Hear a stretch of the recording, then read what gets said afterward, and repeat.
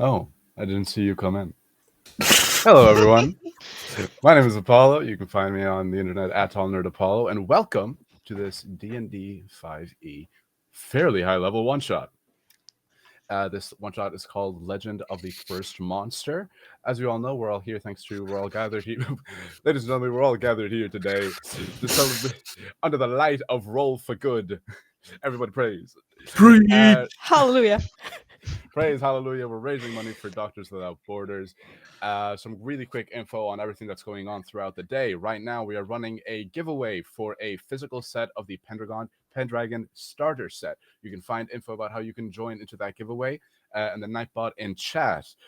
The vibes going to be very simple, very fun, very chaotic. The things that I have written up are way too high level, and I'm scared for what they're going to do to me. And to increase my fear personally, there are some funky little incentives for you all to donate. If you donate £5, that is, you can grant a player or me advantage or disadvantage. If you donate £10, you can grant a player or me a crit in either direction. So you can grant somebody a nat 20 or a nat 1 if you want to just be really mean to me, because I don't think you're going to give them to them. And if you donate £25, you can nominate a player to have to take a draw from the deck of many things. Again, whenever you donate, just make sure to put in for who you want this to be directed at so that it's easier for all of us to figure it out. And all the effects will come into play at a story-appropriate moment. Without further ado, let me introduce the rest of my table. Let's have a look. Katja, you're up first. Hi everyone, I am Katja. I am a Dutch artist and ttrpger. I am known in many places on the internet as Katja Peters Art, and I will be playing Roos, a orcish cleric today. Cedric. Hello, I am Cedric. I will. Well, I'm a writer, and you can find me on Twitter, CedFunSnow. I will be playing Preserver, a Warforged wizard artificer today. And I'm definitely not scared about your build after weeks of you every other day just saying, hey, question about this build. I'm just being like, oh no. You'll be fine, man. You'll be fine. No, I won't. I've seen your character sheet. Ruto. Hi, my name is J2 Ruto. I'm a ttrpg performer, a gaming content creator, and also a voice actor. Today I'll be playing Malachi Freearn. I'm going to be playing a ranger with a little bit of a druid in him. And it just overall goes to my self-coined title of resident ranger, but looking forward to playing with everyone. We all love a resident ranger main. We all love a resident ranger main. And Kash. Hi everyone, I'm Kash. I'm an actual player by day. And I guess also by day, I'm actually going to be a physician. So I might be a doctor without a border soon. So we'll see about that. And today I will be playing Olak Egu, who is a Goliath monk. Incredible. Now, guys, we ready to play? Yes. Oh, yeah. Imagine you said no. Imagine you said no. That'd be really funny. Actually, you know what? I'm out. Actually, I got to leave. Yeah. I got to go run some errands. But beyond that. Wait, we're playing today? No, it's right now.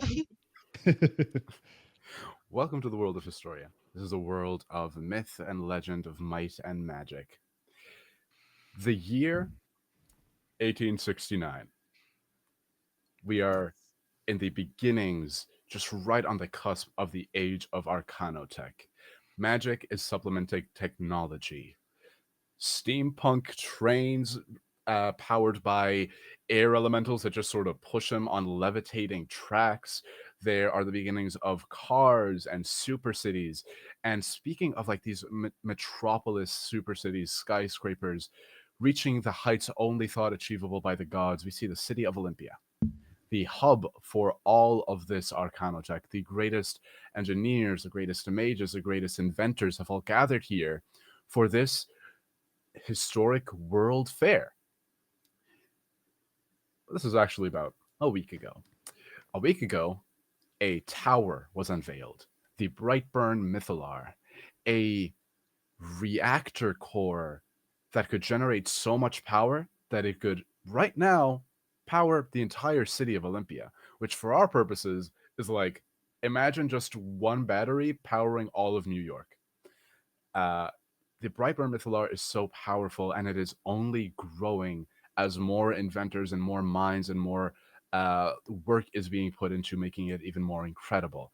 Soon, this Brightburn Mythalar might be able to power the entire continent, maybe the entire world. And then earthquakes happened.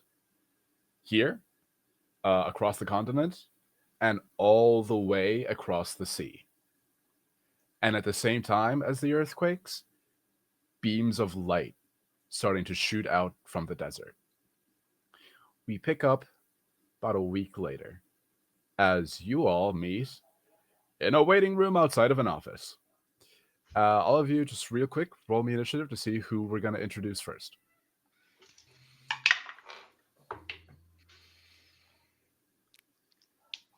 I have a 22. Oh, Malachi has 24. okay, Ranger. I see you. I see you. I know what you are.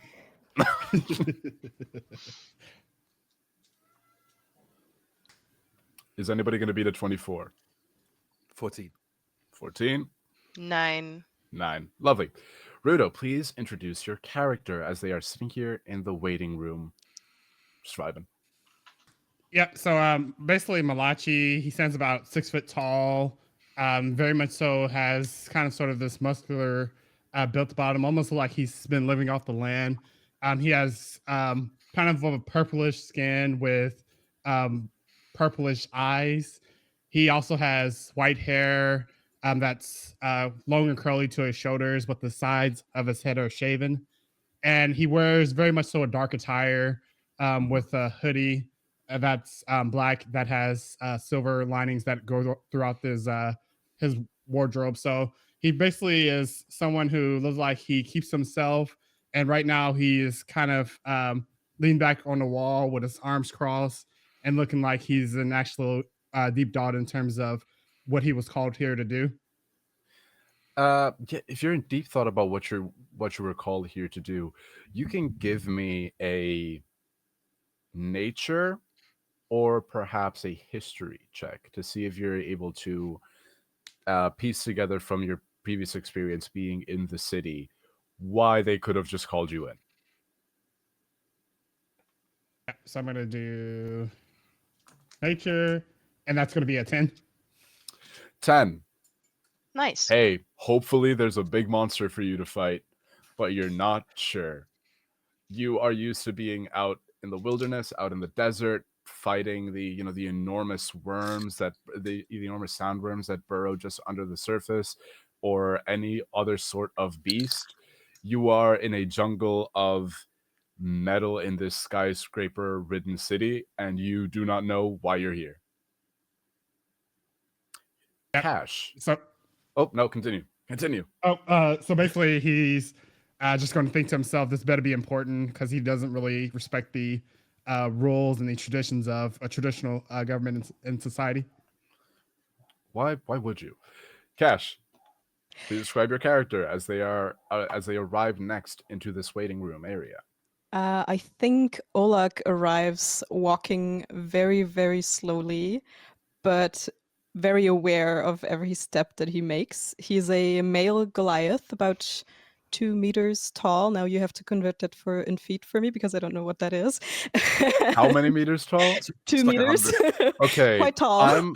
I'm 196, so probably like 6'6" or so. He's a big guy, let's say that.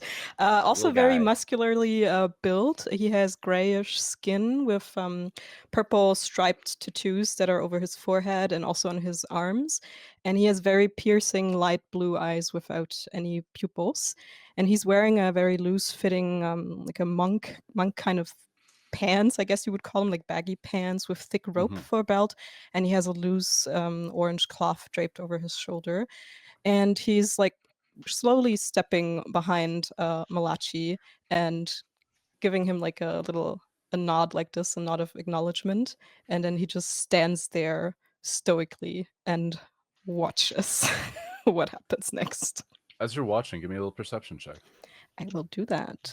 Oh, by the way, is it okay if I roll here, or should we roll in D&D Beyond? Roll however is All right. easiest for you. So that's an 11 plus perception, which is 9, so 20, dirty 20. Dirty 20, perfect. Hey. You know what? I can't tell people to roll in D&D Beyond because I've spent a little bit too much money on dice, and if I don't get to roll them, I will cry. Shout out the conventions and my poor impulse control. Dirty 20. There's a lot of people scrambling around this building. You're in a sort of like city hall type building. You see the Brightburn Mythalar is just on the other side of the city, but you can still see the gentle hum of its glow and its power, almost like a smaller second sun in the sky. You look at it, Dirty 20, it's the same light that you saw emanating from the desert just below your monastery, the Monastery of the Limestone Fist. You're looking at this and you're seeing everybody scrambling. There's a lot of researchers. There's a lot of researchers running around with scrolls and books. A lot of people are scrambling. You think that you've been brought here because this happened so close to your home turf that they want to get your opinions. And before I move on to the next character introduction, 125 pounds was donated in one fell swoop. That is already our goal. So, That's amazing. Wow. at a certain point, everybody here is going to have to do a deck of many things draw, and you all level up to level 20 right out the gate. Wow. We haven't Thank even you introduced so much all the to characters. the generous donator for Oh, that. wow. That's Thank you amazing. so much. That was Really me going, huh? Yeah, I saw your face. I was like, what was that?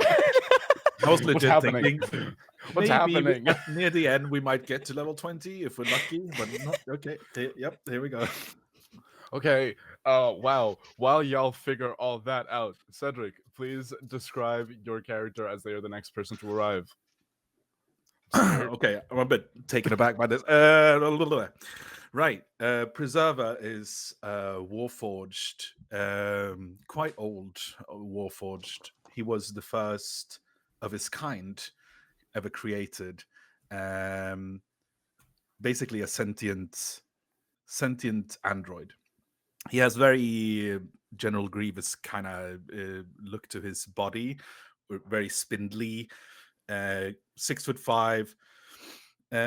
His skin is skin, quote unquote, is very like sandpapery in texture and color, like beige. He has 2 orbs for eyes where that are made of diamonds, that are made up of diamonds, and he wears like a very long like knee-length robe with his hood up almost at all times. And on his back is a very large, I wouldn't call it a backpack or rucksack, but more like it looks like it's like one of those power packs for powered armor, you know, like in sci-fi stuff that he has on his back that is attached to him. He is currently holding a large tome or book that he speed reads. He's standing in a corner and he leans back and he has one little leg that extends from his backpack that he leans on as if he has a makeshift chair that he's just sat down on. And he looks so cool.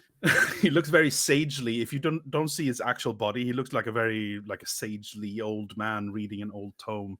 But then you see on his arms as well, he has it looks at first almost like a glove or a gauntlet on both arms, but they're actually part of his body.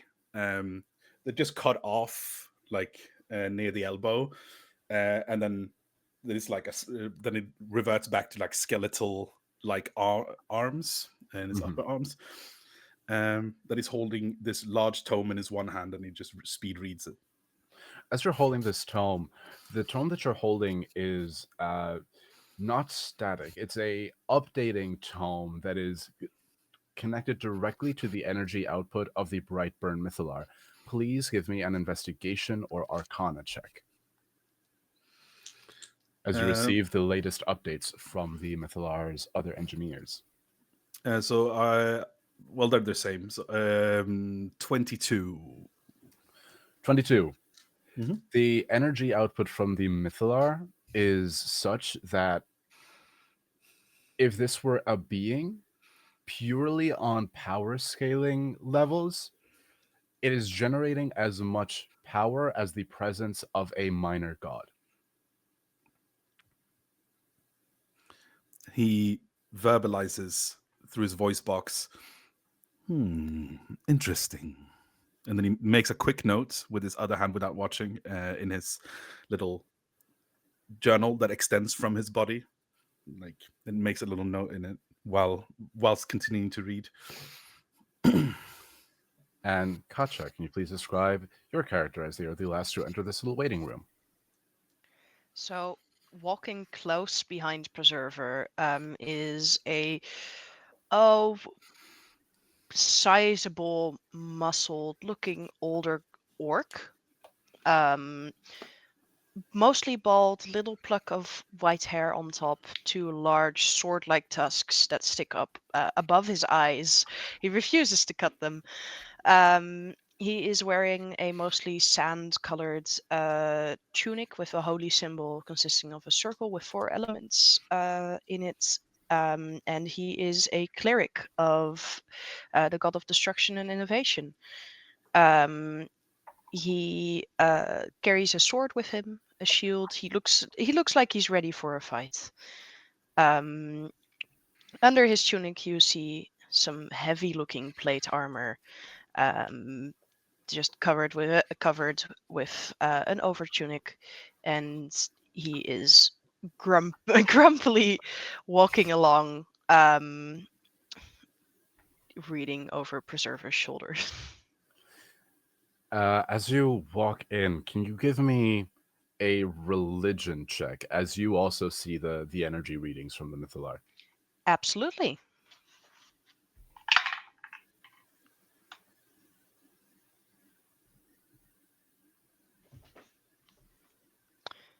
That is a 23. I'm sorry, I had to grab my character sheet on D&D Beyond real quick. It's a new layout for me. Hey, it is what it is. 23. You recognize that the energy output from this Mythalar is such that it registers to the same level of power as a minor deity. And religiously, technologically, oh my god, incredible. We're going to power the whole continent with this. And if we get it more, the whole world. Maybe we can even go to other worlds. From a religious point of view, this is absolutely horrible, and this is bad. This is very bad news. Because centuries ago, after the majority of the gods of this world died, the surviving gods decreed that there were too many gods originally, and it threw everything out of order and balance, and that to balance it out, there should only ever be a set amount of gods. So, if this is We are about to make registering, one. yeah, you're possibly about to make one, even if it's not sentient, just the sheer presence of its power could pose some theologically challenging implications for the world. Roos kind of shudders a little bit and says to Preserver, "You say interesting. I think it's more concerning than interesting, if anything." Without looking up, Preserver says, the two aren't mutually exclusive. Well, with how we've been called here, I doubt it. From the window that is looking out to the city, you all hear just a little whizzing noise, like a very soft whistle, then crashing in through the window and landing in the central table of this little waiting room is just a little gnome with a little conical hat, and he has a little bag with him. And he opens the bag, he takes out a deck of cards, and says, "Pick one! Ah! Cards, take!" Fireball. I was kidding. Ah!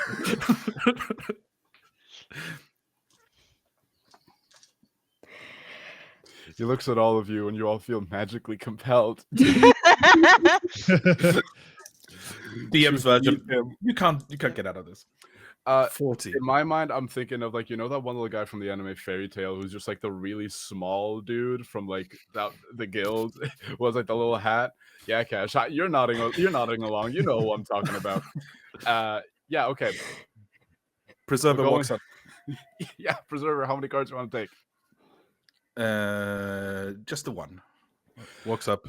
All right. These cards will come into play at a story appropriate time. Okay. So let's have a look. What did you pull? The Knight card.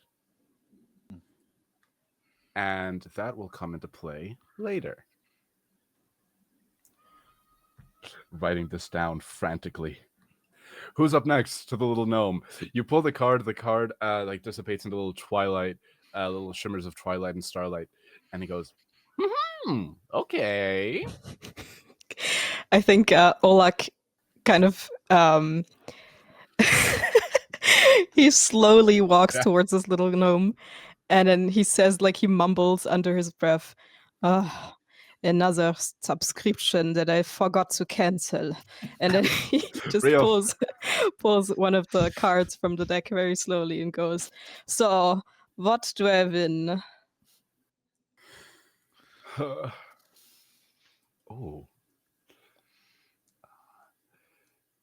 You pick up this card.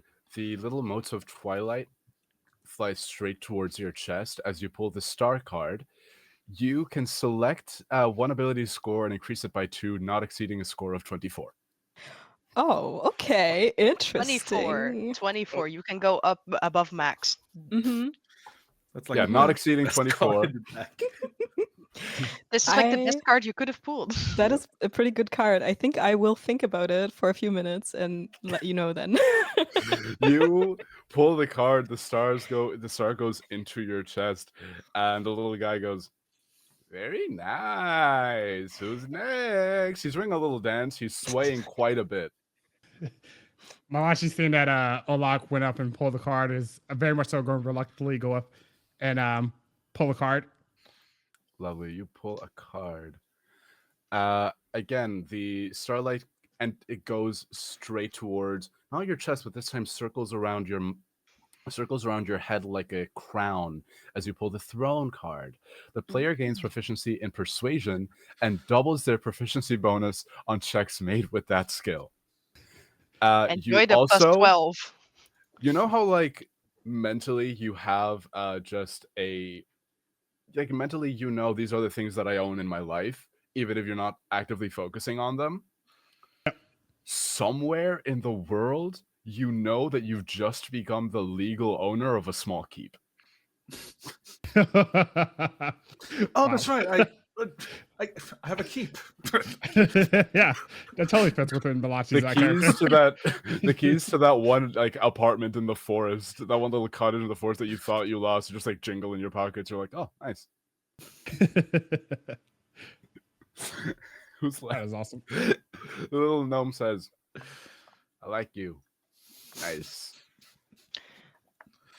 Roos will walk up with a gauntleted hand, grab one. You see, you have to like really grab it because I gotta like really claw at it because pads are slippery. He's doing a little dance. Why? He's just doing a little dance. Why? Bruce just asked him that. Why? He stops dancing, says, why not? And he does a little twirl, disappears, and a +2 weapon of your choice lands on the table and crushes it where he is, as you have pulled the key card. A magic weapon that the player is proficient in appears. It says here in their hand. It's not in their hand. Yeah. Oh no. I will ask you a question about that in private. Yeah, Guandu. And Preserver, you know that the magical effect has taken place. You don't know what it is yet. Something has happened. There's a disturbance in the force. I'm fairly sure Cedric knows. Because I, for a completely different reason, I was reading the deck of many things yesterday. I forgot about this thing. And I'm fairly sure I know, but Preserver's like, fascinating. And then he makes a note of something in his little journal. Perfect. I'm going to tell you these right now before we move into before you all hear from behind the door to the actual like meeting room. It says you hear a voice just say, "Everyone, come on in whenever you're ready, please."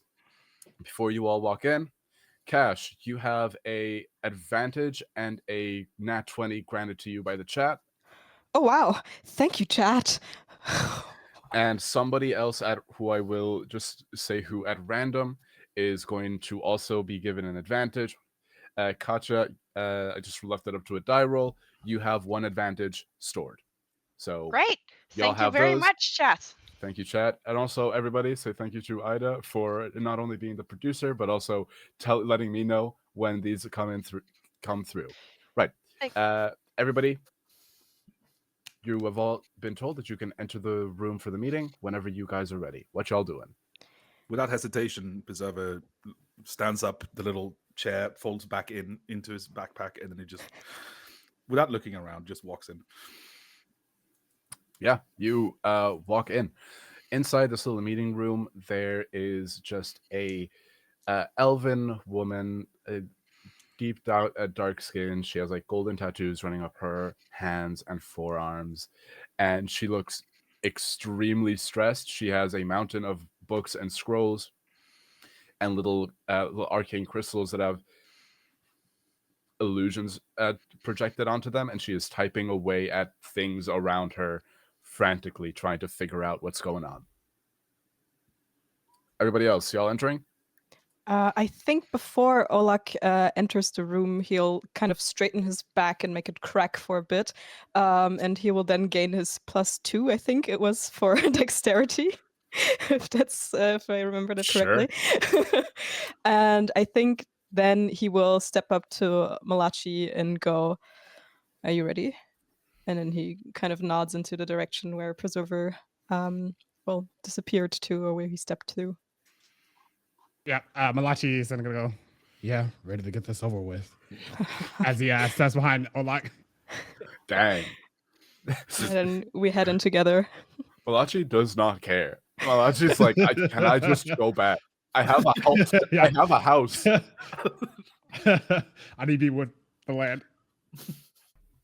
I have a small keep in my name somewhere in the world. I gotta look for it. What door does this key open? I don't know. I'll find out. Where did I put my keep that I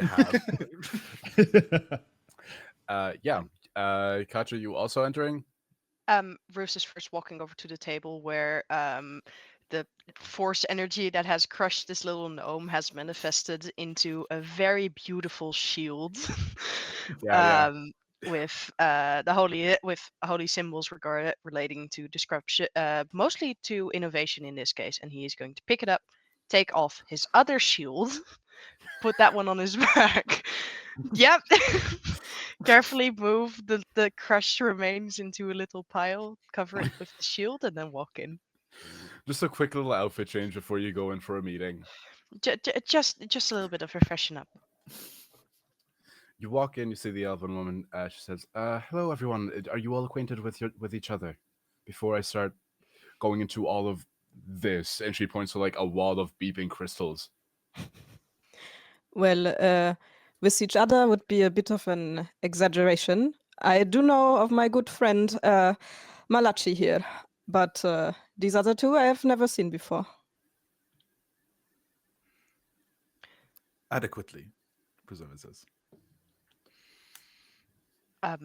Well, I'm Roos. I am one of the head clerics of Gashmogoi, and once upon a time I was an adventurer, and once upon that I was an Arcanotech innovator religiously. And well, Preserver and I know each other. I have not seen either of you. Interesting. So it is an good to honor meet to you. meet you. Yes. And Preserver realizes he should have introduced himself. He turns around to the other two that he doesn't know. I am Preserver. I am the safeguard of the knowledge of the land. You may refer to me as Preserver. And so I will do. Yes, Preserver. It is an honor to meet you as well. Likewise, I'm sure. Noted. Malachi Freearn. I'm the town's protector by night, guardian of the night, so what someone may refer to me by. Batman. Dang. And if I may note, Malachi is also one of the best brewers of tea in all of Olympia. And with that, my name is Olak Agu, and I am the head monk of and now I need to look up what my monastery is called. The monastery of the Limestone Fist. As I have said, it is an honor to meet you. Do I know of these two people? The monastery of the Limestone Fist.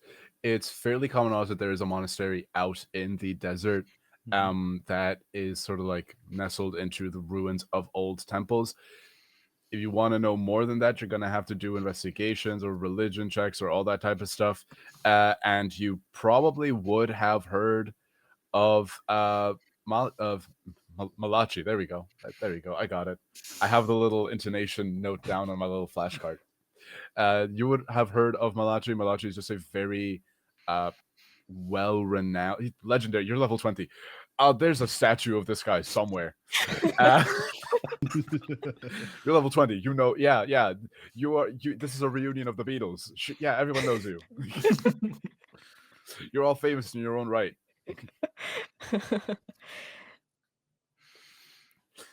You can't be level 20 and like, it's like an obscure little guy. No, everyone knows who you are. You're a monster. You're a legendary monster. Just Greg. You know, his name is Greg. That's my friend Pete.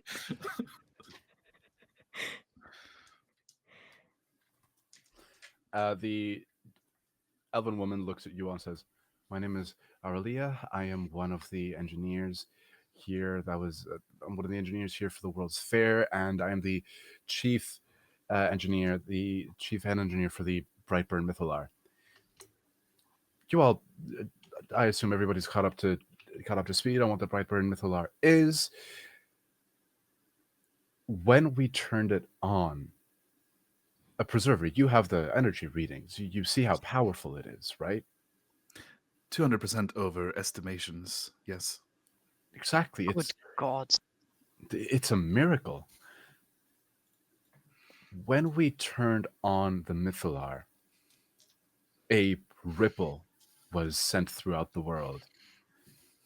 And there, even here, there was an earthquake, but we've been able to track down that the epicenter of the earthquake was right next to your monastery, Roos. Nope. Olak. That's it.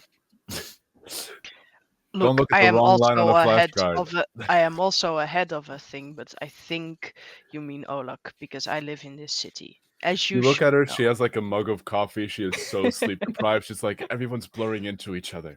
Is there more coffee? Yes. There's a full coffee station that is the size of her. Bruce is going over and making himself a cup of coffee. Give me a He's gonna constitution share with the saving throw. group. Oh hell yeah! How much caffeine is in there? Give me a con save. That is a 16 con save. Later in the day, you're gonna regret this, but not right now. Right now we need the caffeine. I'm also Later in the offering day, you're anybody gonna else regret in the this. in the party who would like some. Yeah, you all pour yourselves a nice little brew. You all sit around, you start drinking coffee as this poor artificer woman is just running around like a headless chicken. She says, "Oh look, the epicenter was right below, but close enough to the monastery of the Limestone Fist. Do you know what that monastery was built on?" Let me think about that. Actually, I'm realizing that I said that I was going to do a German accent, but I'm going to stick with this now. Um, and he will think a bit. Does he remember what the monastery was built on? You know that it was built on an ancient temple. Investigations will probably have to be done if you want to discern exactly what that temple was to. I think he crosses his arms and he just goes, "Of course, it was built on an ancient temple." And that's all he says. Yeah, okay, that kind of makes sense. The biggest concern for us right now is that the second the pulse went out from the Mythalar, a similar pulse was detected emerging from that temple. And then, in quick succession, halfway across the world, another earthquake was felt over in the Kamigawa Islands. Over in the Kamishima Islands, excuse me, names, everything's blurring together. What even is the language of common? And something has been swimming in this direction ever since then. Something that is as big as a mountain moving underwater. That sounds concerning. And also, I must say, please do not take offense, you should really watch your intake of caffeine. She says, "Hey, watch it. I said do doing not my take best. offense. I'm taking it." So what is it that my newfound friends and I can do about this problem? Well, we have the head of the monastery. The ideal is for you all to head an expedition down there, see what's going on. We couldn't do it without your permission. This is going to be very close to, and I know monks have a very thing like territory free, blah blah blah. Yeah, you're Excuse me. You're wishy-washy about that. Hey, don't take offense to this. You're very wishy-washy about personal property. Kind of are. Kind of are. Yeah, fair. Well, you can count yourself lucky because we have one of the best, if not the best ranger in all of Olympia. And we have Exactly. two other people that were not acquainted with me before, but I definitely know that they're equally as skilled. So we will take this opportunity with honor and stride. I love that you were like Grandmaster of the Jedi Temple, a world-renowned Ronin, and two others. I mean, I don't know you. And friends. And friends. Says, yes. Malachi? That's it. I gotta get this right. I know this. Ruto, I know this. I need you to trust me. It's all good. She looks at you, Malachi, and says, if whatever is heading in this direction is sentient and can be killed, you gotta figure out a way. And it's likely gonna be you who figures it out. You've killed so many things. Looks at Roos. Looks at Roos and Preserver at the same time, actually. Says, we don't know. Her eyes split. She goes bug-eyed real quick. You can see the caffeine just pushing her eyes apart to look at both of you. That is quite disconcerting. Pick an eye and look at it. Pick an eye. Bruce picks an eye. Good. You two. We don't know exactly what is going on down there in the temple itself, but there are similar energy readings there than the Mythalar is putting out. Not as strong as a power source. It's very ancient, but it is something alive, likely mechanical.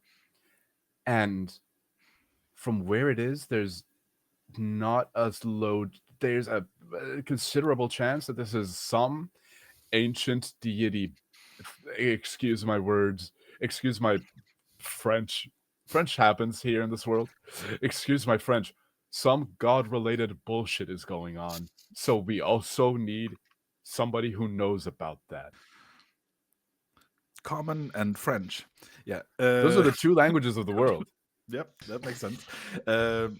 Would Preserver know or have any idea of what this could be?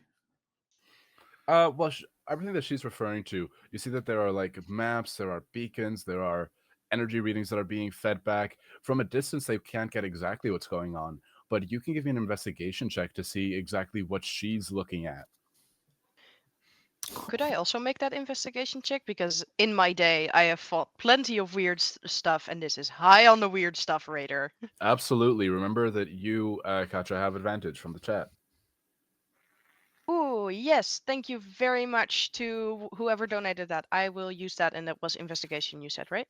Yeah. You actually can roll investigation or religion. I have a nat 20 religion check for a total of a 27. Dang. Okay. Nat 20 religion. This area, based on where geographically this is located, it's like on the edge of the desert right before the mountains that spill into Magister and the neighboring nations. There, you think, you don't think, you know that an ancient temple to Gashmagoi and an ancient pantheon is down there, and it is likely what the monastery has been built on top of. If it is looking at things are like, oh, it's probably like arcane, maybe sort of like alive, or technological, maybe deific in nature. Gashmagoi is the god of destruction and innovation. Gashmagoi isn't exclusively the forge god, but a lot of the things that Gashmagoi is credited mythologically with is a creation of incredible beings, the likes of which haven't been replicated until, and you look at Preserver, until Warforged. So whatever's down there is probably some sort of ancient super weapon, if it is giving off those same readings. And Bruce, letting this all sink in, goes from kind of a bright mossy green to a paler brown as some of the color leaves his skin. You see his eyes go to Preserver, go to the table, go to the sky, go to the table. I have some ideas, and I think we are very, very screwed. Remind me later that you rolled a nat 20 here, because this will give you advantage on later checks. Ah, that's great. Thank you again to the person who gave me advantage. So down in your monastery, down below, close by, there was an ancient temple to Gashmagog before you guys took over, essentially. And I am very scared that, or well, in some aspects delighted, that my patron might be... they are known for doing feats like this long ago, and I wonder if we have somehow triggered this once anew, and I am scared of the consequences, and I am itching to go and see what the hell is going on. That does sound very concerning, yes. And let me just remind you, we did not just appear there, we also improved the place. But anyhow, I think you are right. We should definitely take care before there's something terribly. Olak, I understand trust me, I understand your cultural and your cultural relations to the place, and I understand that you did not simply appear and take over. I misspoke, but we have bigger fish to fry. You are very correct, my friend, my newfound friend. Then, as you say, bigger fish to fry, you do see herself again, just so caffeinated, say, well, it's swimming, so it might be amphibious. And she just dives into a pile of books and just starts. Is it swimming through the sand? We'll move over to Preserver. Preserver, what did you get on your investigation of all the data? You're muted. Preserver, I think your voice box is currently not working. Apologies. Hold on, let me get that. And I gently tap the back of his neck. Bing, bing. appreciations. Well, I totally rolled a nat 22. No, I was kidding. I rolled a 2, so 14. Oh, okay, look, from a 2 to a 14, that's still not bad. Christ, plus 12. Okay, I'm scared. Oh, it's just a regular proficiency and my intelligence modifier. Yeah, big slay. Yeah, sure. You are looking at this. Well, it's a lot of maps mainly. I think you focus on the unidentified object that is making its way from the Kamishima Islands in the north, and like the northern seas. It is currently swimming across the Sword Rift Sea, which is the sea that separates the southern to the northern continent. It's swimming across the length of that in a trajectory that the projected trajectory would be surfacing somewhere in the desert and then making its way to the city. The current hypothesis is that this is something or someone that might be drawn to the Mythalar. Like a moth to a flame, possibly, but you're not exactly sure. You can't get a read on a lot of things. Even with a 14, the things that you can get a read on is size, small mountain sized object, because you wouldn't notice it if it was just a fish. But if, a small mountain started moving, you'd be like, shit, that's not right. That's exactly what they said. Yeah, verbatim how I speak. Yep. Shit. That shit ain't right. That's not right. And the other thing is that it is going underwater. So whatever it is, it needs to have the ability to breathe underwater. Yeah, preservers. There are too many variables for preservers' data to be able to come to any one conclusion. So that's why he doesn't know exactly what's going on. What was her name again? The artificer. Sorry, I was going to write it down, but I forgot. I think it was Auralia. Thank you. Yes, Auralia. Yeah, let's go with that. This is what happens when you write things down in shorthand and then can't read your own writing. Fair enough. Auralia, would your hypothesis be that it's heading towards the city? That's what we're currently working on, yes. The logical choice is to, as you said, venture out and meet it. Yes, the city watch has already been informed. There are parapets being mounted onto the walls in case it reaches here. Ideally, you'll find a way to stop it before it gets to the city, but if it does, we will do our best to defend ourselves. With the rate this is going at, it might be here by nightfall. Based on initial calculations, I highly doubt we will be able to stop it. But nevertheless, we should try. We will stop it. She says, well, shit. Well, we better try. Before Okay. we embark on this adventure to stop whatever is heading towards the city, I do have some requests that must be. I do have some conditions that must be met. Okay, I'm personally not. I'm kind of broke, but what can the city do for you? All right. There's 2 conditions in which I have. Okay, 2. One condition is the poorer members of the city of Olympia must not be involved in the front lines. If anything, they must be evacuated out of their area and prevented from being in harm's way. Perfect. I can send in a message to request an evacuation. Yeah, okay. Do you have a place that they can all stay? I'm sure you can figure that out. I have a tavern somewhere in the city. It should be safe. Okay, sure, yeah. Yes, Just give find that task to Auralia, who's high on caffeine and knows exactly what she's doing. I know where everything is. And once you find that tavern, make sure you relate that information back to me so I know exactly where they're at. Auralia is Magneto. She has a sense of every key in the city. And another condition in which I'm requesting to be met.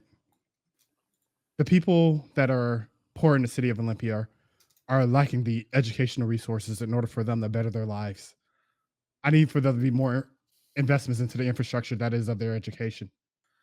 Promise me those two things, and I for sure can take down this monster and prevent any harm from coming of the city. Give me a persuasion check. You did pull the card that doubled your persuasion check. Yep. Yeah, sure. Double your proficiency for it, and you're proficient in it. Yeah. 7. Give me a second. I'm just mathing. A 21. She says, okay, yeah, look, everyone's read your manifesto. I don't know what I can do personally. I will try. I can petition the leaders. I'll do the most I can. I work with tools, man. It works for me. As long as you're petitioning leaders, that's all that matters. Yeah, we'll start Their a voices rally. need to be heard.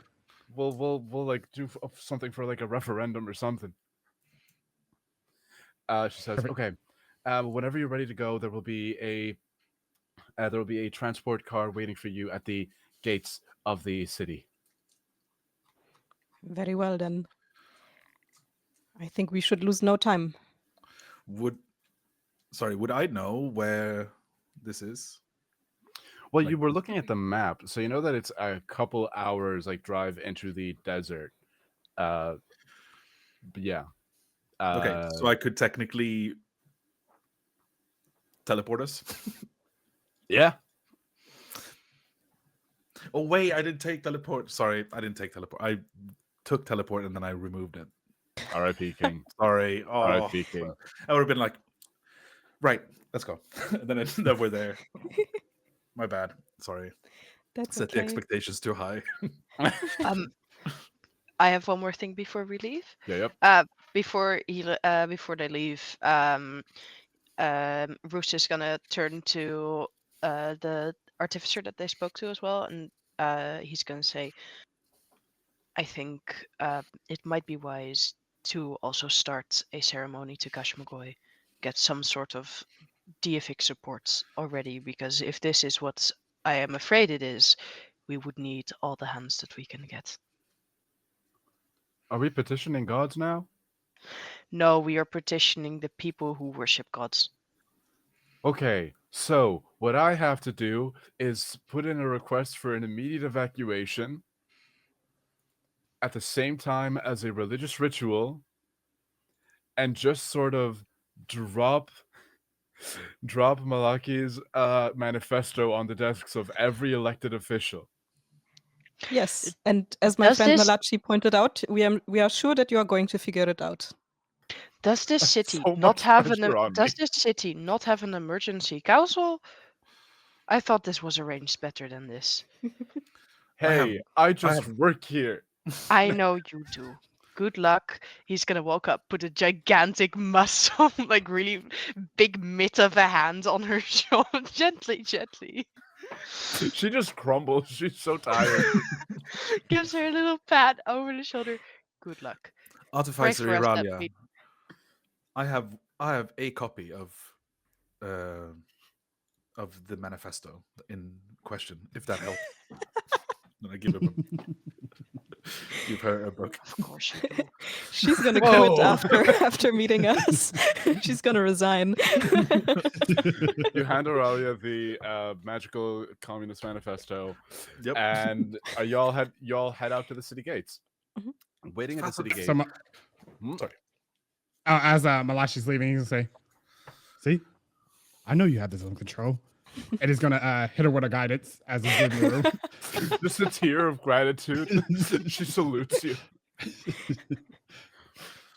As you all leave, you go out to the city gates. Waiting at the city gates, this is convoy.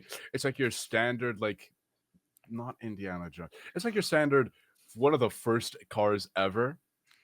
But you see that it doesn't go on the ground. It just sort of gently levitates off the ground, creating a magnetic pulse with little streaks of lightning, of separating Korra where it vibe. is levitating. Pardon? Legend of Korra vibes. Yeah. Look, picture if you're thinking about the city of Olympia, picture Republic City from Avatar: The Legend of Korra. Put in a little bit of Eberron. That's it. And by the getting out of the driver's seat, there's this like kid in his like early to mid 20s.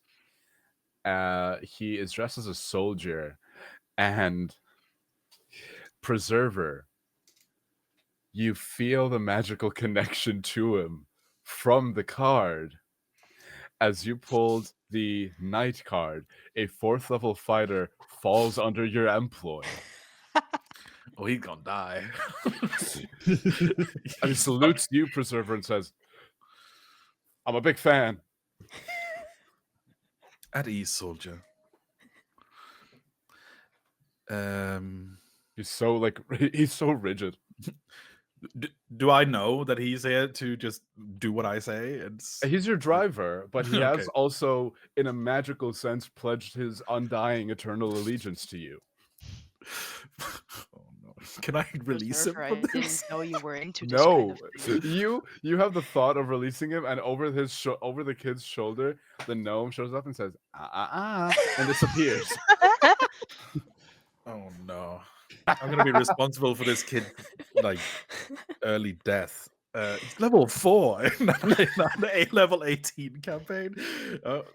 All of you are level 20. He's level 4. He's like, I will give my life for you. You're like, you might. Yep, you might. Yep, you very well might. What are you gonna do? Take 1 hit of damage and die? Yep. Now, Preserver, let me tell you, after my many years of running a monastery, this is exactly what parenthood starts out with. You have now a child. What? No, that's not how anything works. Yeah, all of a sudden, there's a guy. Preserver is Whoa. many things, but I doubt you'd be a parent who enjoys that job. I have Child, what many- is your name? I turn to the soldier. Peter. Peter. No last Porcelain. name? Peter Porcelain. That shoulder pat. Welcome aboard. Stay Ah. behind our line. You're so Stay strong behind for an our old line. man. Yes. Stay behind our backs. Don't get killed yet. Yeah, okay. Wasn't planning on it. I Good. am proficient with long swords. Good on you. I let him go. I presume you're our driver. Yes, sir. On we go. Drives you out to the desert. As you're driving, you see that you're going up over like the higher ridges of the hills that are here. You're leaving the desert. The desert's floor itself, it's not a very big desert, just like a small blasted heath sort of area. But even still, it is quite dangerous. As you all are just sort of driving by, can I get a nature check from anybody who would like, or anybody who is thinking about any memories or anything from the desert and its wildlife, as you are quickly approaching the mountains and the monastery, the mountains that house the monastery of the Limestone Fist? I think it should be our resident ranger that does this check. Come I on, got it. Of Ranger. course. I got a nat 20. Okay. What the Ranger get as well? Ranger got a 9. You're thinking, Ranger. where is that keep? You're really Yeah. thinking about it. God, I hope she Preserver. finds it. Preserver, you get 2 things. As you're going, you see just there are little like indentations, like small hills are popping up every now and then in the desert, and you realize they're not naturally occurring, but they are the marks of a colossal sandworm that is burrowing underground. That is probably its like territory, its hunting grounds, and that is why all the roads are made higher than them, so that you're not driving through the desert and then immediately big worm. And you see that eventually it does rear its head up, and it is like the size of a Brightburn Mythalar's tower itself, rises up, maw just rows and rows of circular serrated teeth, and then it just burrows back down underground. And also, as you're approaching the mountains, you see that there is light spilling out from a beacon in the sand. And the closer you get, the closer you feel a connection to something down deep underground. Me personally, or You personally. You feel that it feels like the magic that brought you to life is also present deep underground. and I have never experienced this before. Just to be clear.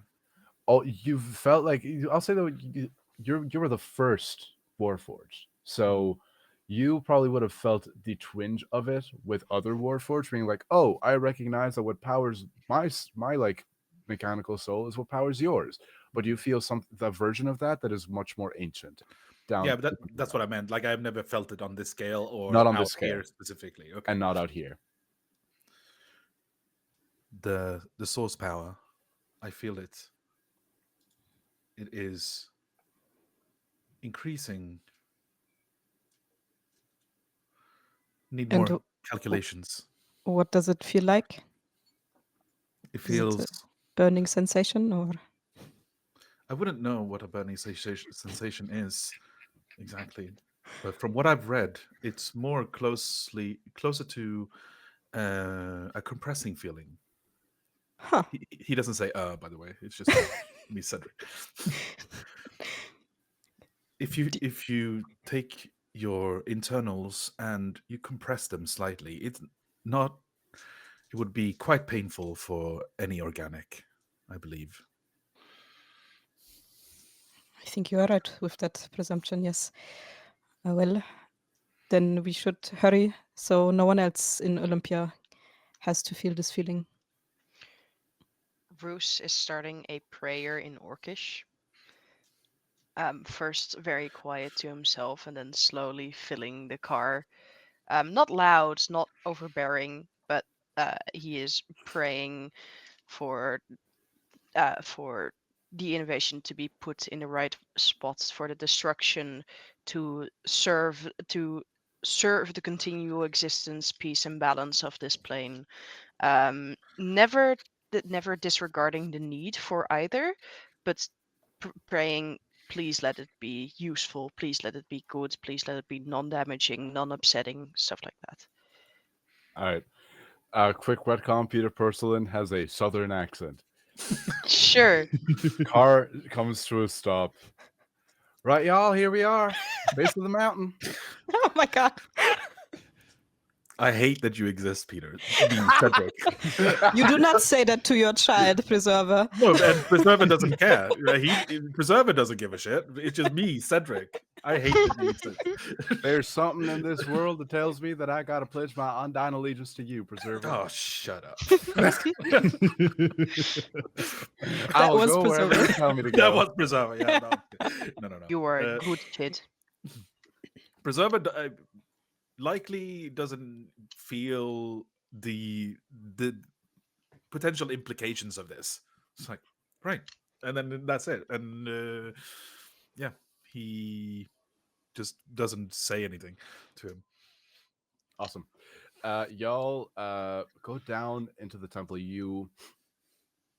It's kind of weird for you, Olak, because you know that there is, if you're walking straight on, if you just turned left a bit, you would go up these set of like carved into the side of the mountain staircases that goes up the mountain to where the ruins of the upper sections of whatever this is are, where you all settled like centuries ago. The monastery's been there for quite a long time.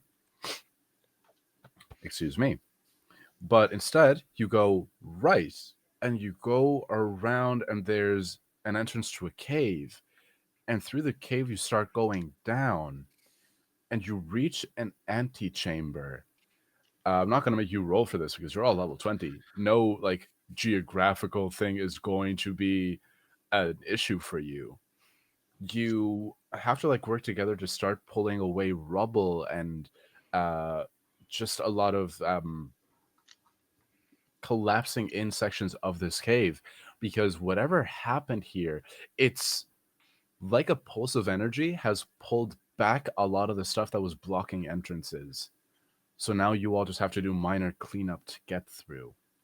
As you reach a circular chamber that doesn't seem to have any exits to it, in the center, It has in the center on the floor, in darker stones outlined, is the symbol of Gashmagoi, a circle with 4 prongs coming out of it. Actually, you know what? I'll let our resident cleric describe. What does the symbol of Gashmagoi look like? Uh-oh. And what Now- other decorations are here, but not along the walls? Because I got lore stuff that goes on the walls. Sorry, So may I just say something? Ask something before? Yeah. Ask away. While I was gonna say it before we stopped. I wanted to ritually cast Rary's telepathic bond between all of us. Lovely. So we can. So it's basically a mechanical device that pops out of his shoulder. He picks out a little box, and then he opens it, and then he hands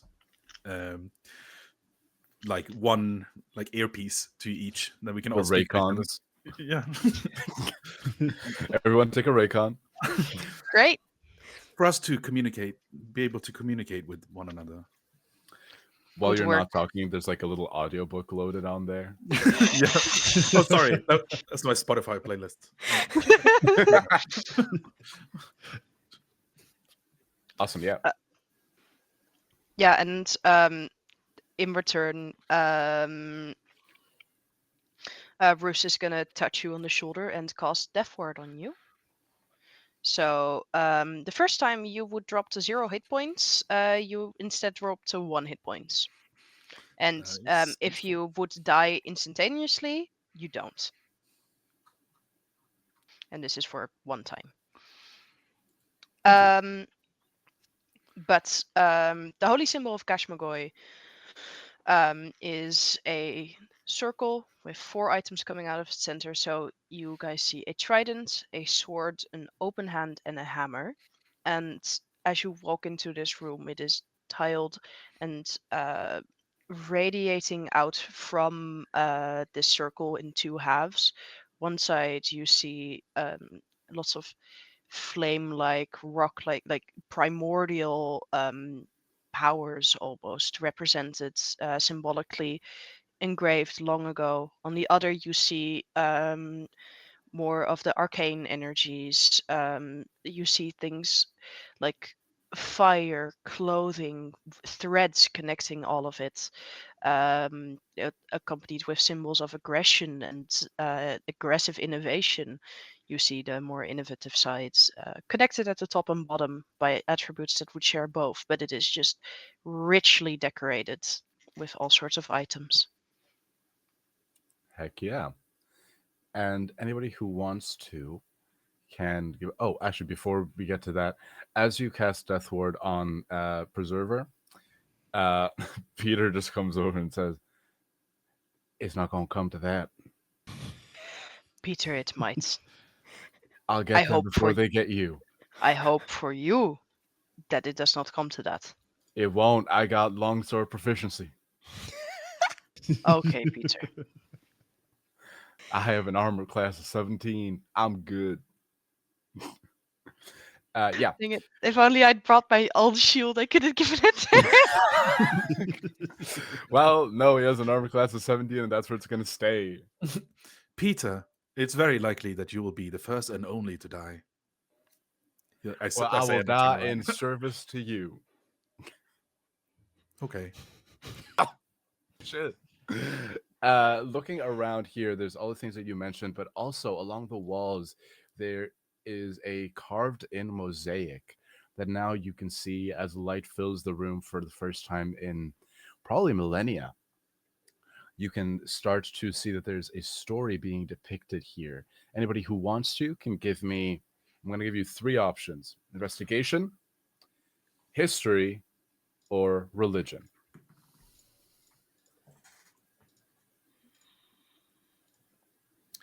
22 history. 22 history. Lovely.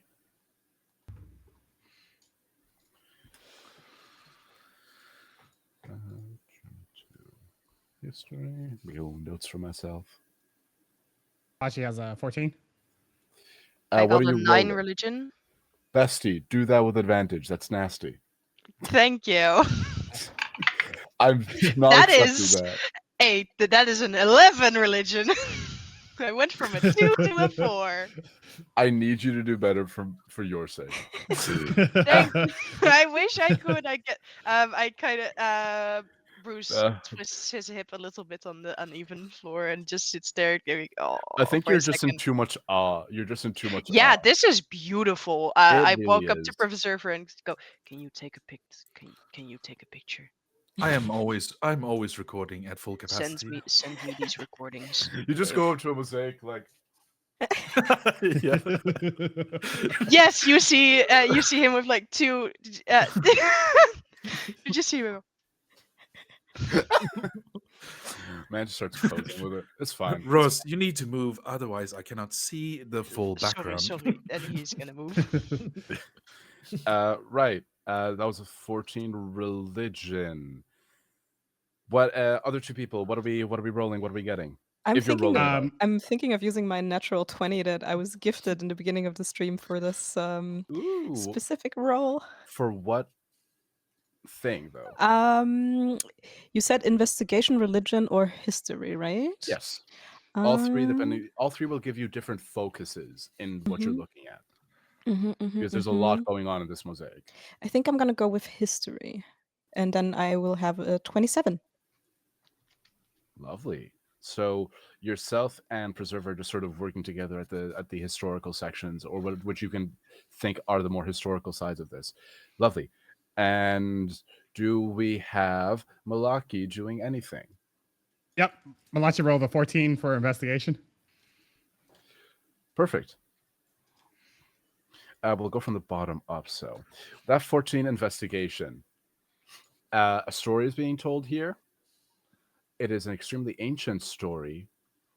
What you see, first of all, is that for something this is carved into the mountain itself, but there's a lot of technology bits and pieces here that seem a little bit too advanced for how old this cavern is. It's the weird thing where it's like you're in a bronze, like stone, iron bronze age structure looking at middle age tech when you're in the 1800s. So it's like this is still old tech, but it's way more modern than when this cavern should be. So either people have been here recently, which this cavern hasn't been opened up because it opened up because of the earthquakes, or this advanced tech has been here since millennia ago, where it was already extremely advanced for it. The stuff that is here looks like Arcanotech prototype stuff. That's not 14 investigation. 14 religion. 14 religion, you're not able to discern like the specifics of the story, but you know that this is Roos. You look at this and you think, okay, you go to your like very trained part of your mind and say, what are they showing me? These reliefs show are depicting scenes of the wars between the gods, the primordials, and the dragons. So the pantheons of the world on one side of the gods, and then the dragons and the primordials on the other, fighting. You are looking at just various scenes of war and strife, and you see that there's another mosaic that has Gashmagoy as the central figure in a full depiction, this orcish being. And this is the one part of the mosaic that hasn't been like scuffed due to the centuries. This one looks as if it had been carved today. Gashmagoy, a orcish presence, very androgynous in how they look. 4 arms, one holding trident, sword, an open hand, and a hammer. And it is in a pose as if giving a blessing, but you can't really see what it's blessing itself. And then my history crew. You are looking at this mosaic. It is depicting the story of the myth. This is a mythological retelling of the first monster. and also of the first machine. You see the initial scenes of gods and primordials fighting. Then it turns into, you see 4 primordials, all surrounded by an elemental energy. You recognize these as the emperors of fire, earth, wind, and water. They start singing. No, they Do don't. you remember? Yeah, you see that the 4 elemental emperors, through their song of creation, because now it's a song, joined by the dragons who employ their song of creation. You see the 5-headed dragon goddess, Azamat, known in other worlds as Tiamat, but you gotta change the name sometimes if you're doing a little homebrew setting and you're like, well, I still want Tiamat. But anyway, as they pool all of their power together and create a monster. Tried and true, capital M, the first true monster. A quadrupedal creature that could stand on its 2 hind legs when it wanted to, a carapace that is spiked, and a monstrous jaw and mouth that could tear through the countryside and could eat through the lands as if it was nothing. There has an inscription on it that is slightly faded, but you see in old French, because canonically French is the other language of this world, the word that, speaking it out loud, would say Tarrasque. Tarrasque is a French loanword in English, as a note. It is very fun. You gotta love linguistics and history.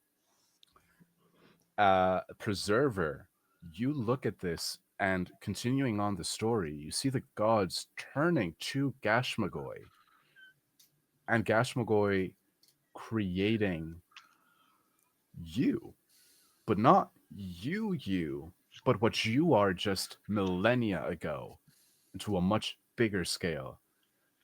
Gashmagoi created a sentient, possibly machine, a semi-sentient machine that was able to be piloted by the chosen of the gods, or by heroes that rose to the occasion. You see a scene of this mighty defender of Gashmagoi, the pinnacle of creation, fighting the Tarrasque, being defeated, and the monster being lulled to sleep and put to sleep deep under the waves. And as you all, like, I'm gonna say that as you're all seeing all this, you're all like communicating with each other and discussing. What are you all doing as you're all communicating, discussing, and just deciphering this mosaic of these like inscriptions? I'm reciting excerpts from the 300-year-old, arbitrary number, 300 or so year old autobiography by Doneth Blackstaff. It's called History of the Prison. And also, I'm casting Gift of Alacrity on myself. Big slay. Just so you know.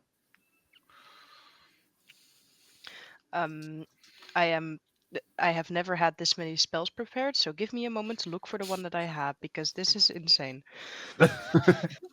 You're doing good. You're doing good. I will say, as you're looking, you do see that the prison, the way that it is depicted, is a prison made of pure divine energy, as depicted in this mosaic. And you look at this, and obviously there's no energy reading off of it because it is just an artistic representation, but it looks an awful lot like the Brightburn Mythalar.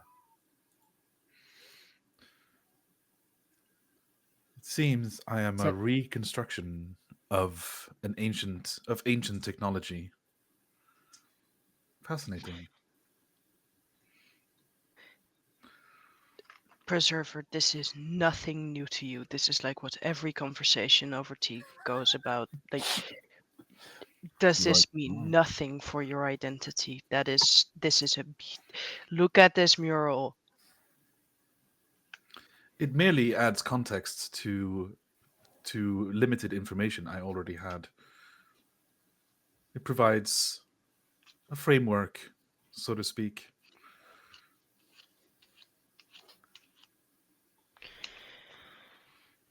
So, can Malachi take a look around to see if he can kind of know if anybody's been here recently, or if so, how long ago were they here? Yeah. Give me an investigation or survival check. Definitely doing survival.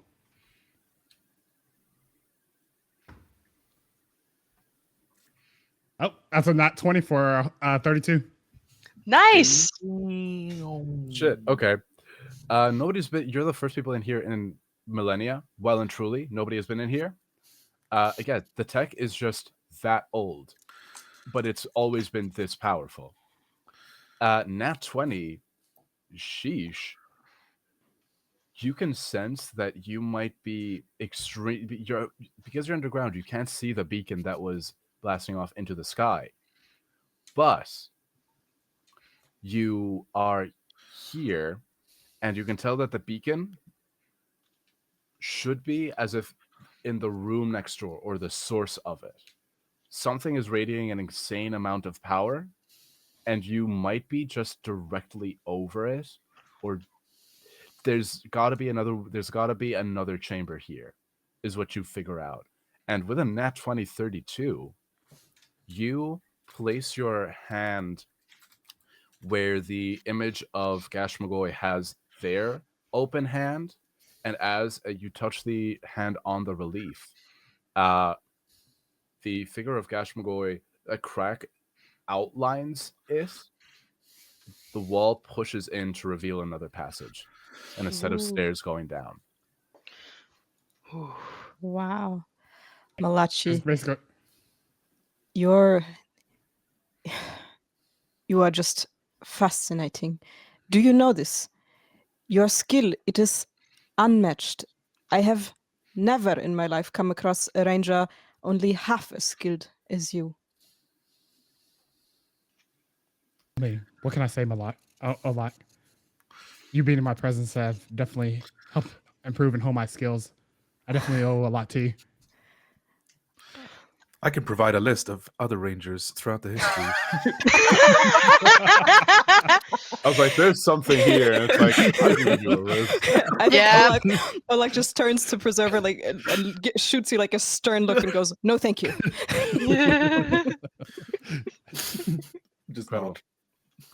Preserver. Right in the middle of the room, just in the center of the little symbol, there's a brick out of place. There's like a stone out of place, and there's something peeking out from underneath the stone. I walk up and like magnifying glasses, ching, ching, ching, ching, ching, like in front of one of my orbs, and then a little tweezer comes out of my arm and then picks what I presume is a card. Like just a wild guess. Yeah, wild guess. That is a deck of many things pulled for you, my friend. Thank you so much for the donation. Thank you. Thank you so much to whoever donated. Thank you so much for the donations, all going for a wonderful cause. A wondrous item. You pulled a little card that has the image of a sun on it. Twinkles in the starlight. You hear the voice of the gnome go. He's not down here, but you just hear him. A wondrous item randomly determined by the GM appears in your hands. I trust you. Go during the break. Go find a wondrous item. Oh, Not and rock match. Let's say of rarity, very rare or less. Got it. I'm not going to give you an artifact. Darn it. Not yet. It's okay. Thank you, Apollo, and thank you, the donator. I'm blown away. We'll do that during the break. You all, is there anything else you want to do in this room, or are you going to go down the steps? Malachi's basically gonna call to his party members. So I think we should actually go further and investigate a bit more exactly what's happening here. I can go. DM,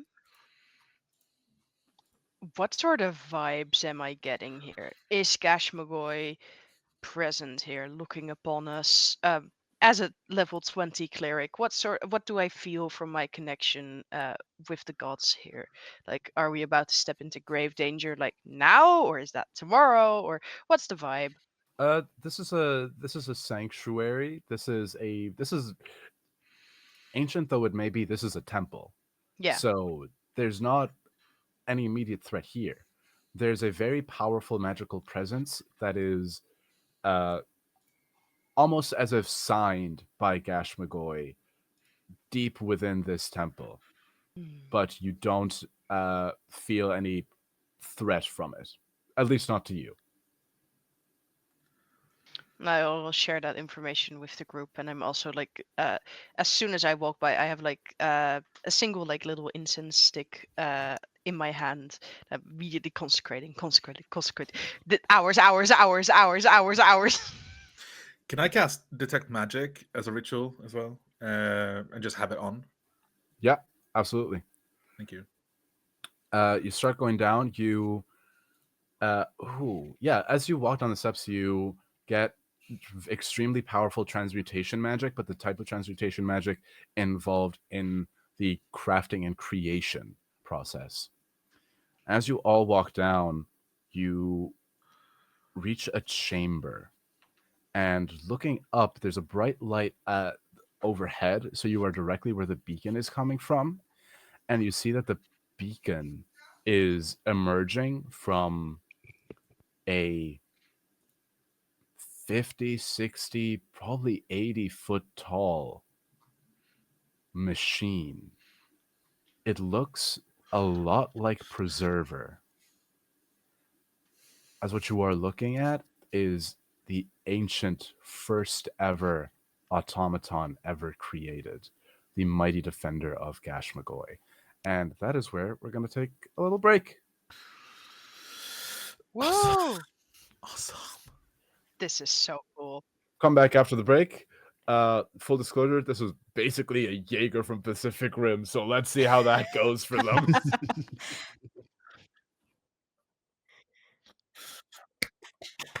Wow! They can't hear me? They can? Okay, okay, all together. This event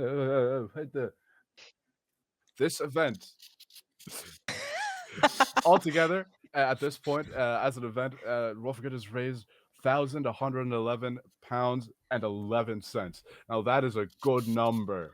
But let's make it higher. That is Make it hard. amazing. Thank Unbelievable, you guys. so much for letting us hit 111 and counting, and several ones after that. Multiple ones. That's incredible. Thank you so much. We will be right back in 15. I want to say 15. We'll be right back in 15 minutes for the second part, and let's see what they're going to do with this big old machine. Bye-bye. Ciao.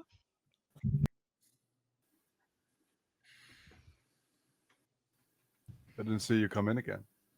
Hey, y'all. Welcome back to Legend of the First Monster at D&D 5e. Level 21 shot. Everyone, okay, just straighten up. It's fine.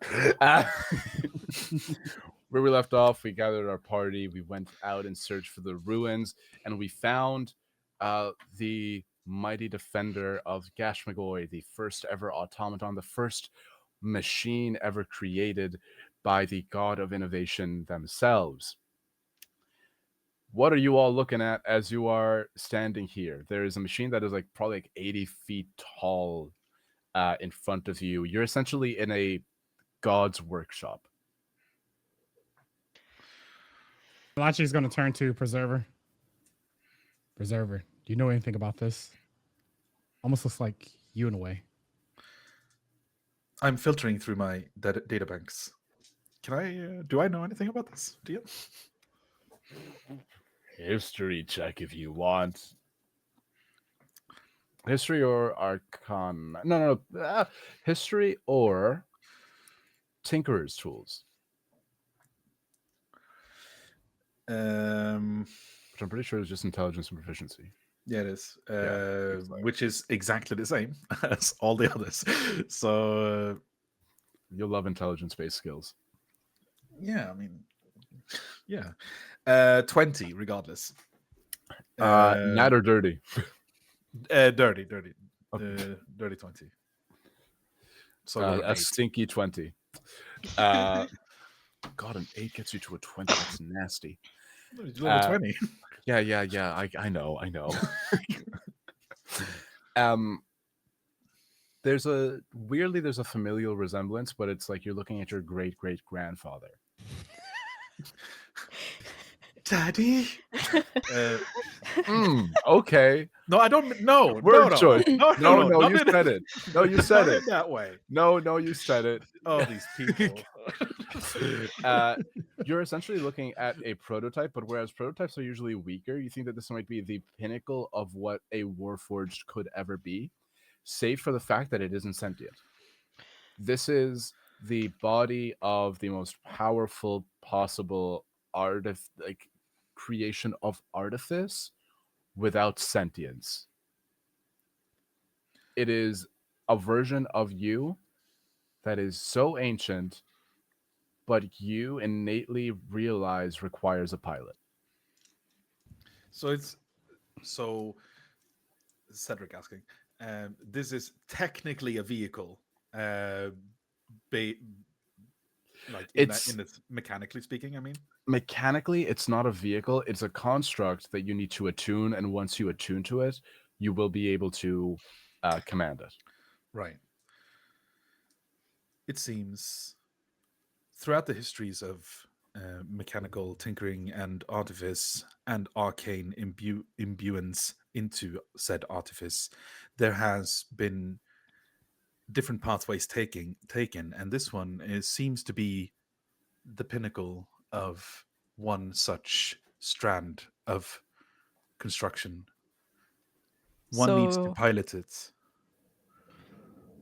In other words, you are saying that this is either your father or your grandfather, and then Olak will kind of turn around like this meme of John Travolta and go like point towards Peter if he's here with us.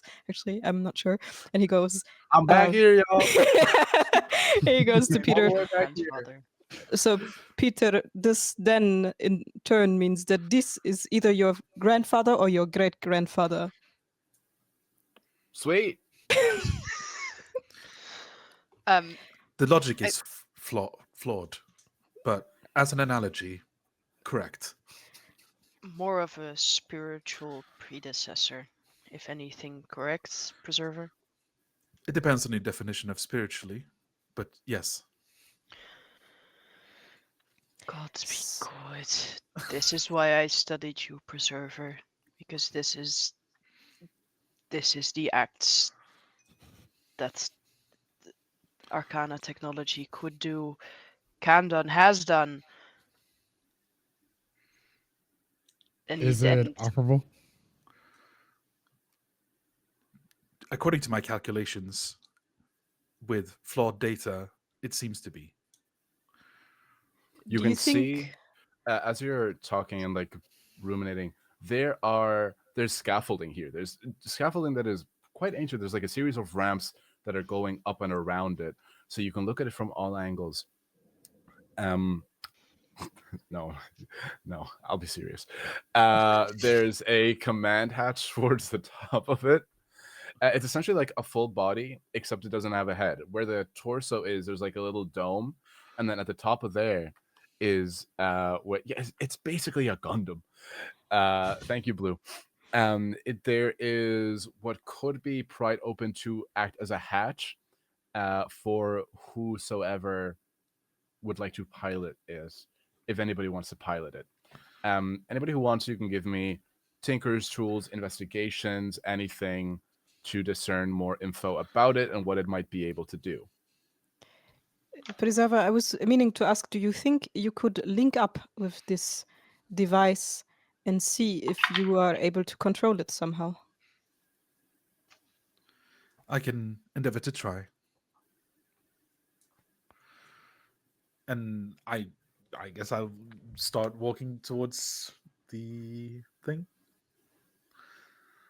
Yep. Are you heading to any like specific body part, or are you going to like Towards the hedge. right towards like the hatch cockpit? Yeah. Yeah. Perfect. Anybody else? What's up? King, you gotta start rolling better. Yeah. King, you know what? After all that, like, this is basically you, but ancient. Take advantage. Yeah. Take a pity advantage. I also rolled another 2 on history. My dice don't like me. Big slay, big slay. Great Okay. work. I am With it- too awestruck. With advantage, that is a 28. That's what we That's like what to we're see. talking about. That's what we like. Put that dice away. Pick a new dice. Yeah, but I've been rolling 2 different ones. But yeah, I'll put them both away, I guess. Yeah. Come on, man. We gotta lock in. You need to have a talk with those dice. Yeah, well, just roll better. Just roll better. Given time, one or two people would be able to get inside this cockpit and pilot it like you would drive a car. It would be a matter of magically attuning to it so that you would be able to control it through your thought. Your personal abilities might be transferable to the machine. You don't think all of them would, but you do think that some would, and you'd have to kind of experiment with that on a case-by-case basis. You didn't breach a 30, so I don't think the idea of remote operation comes to your mind.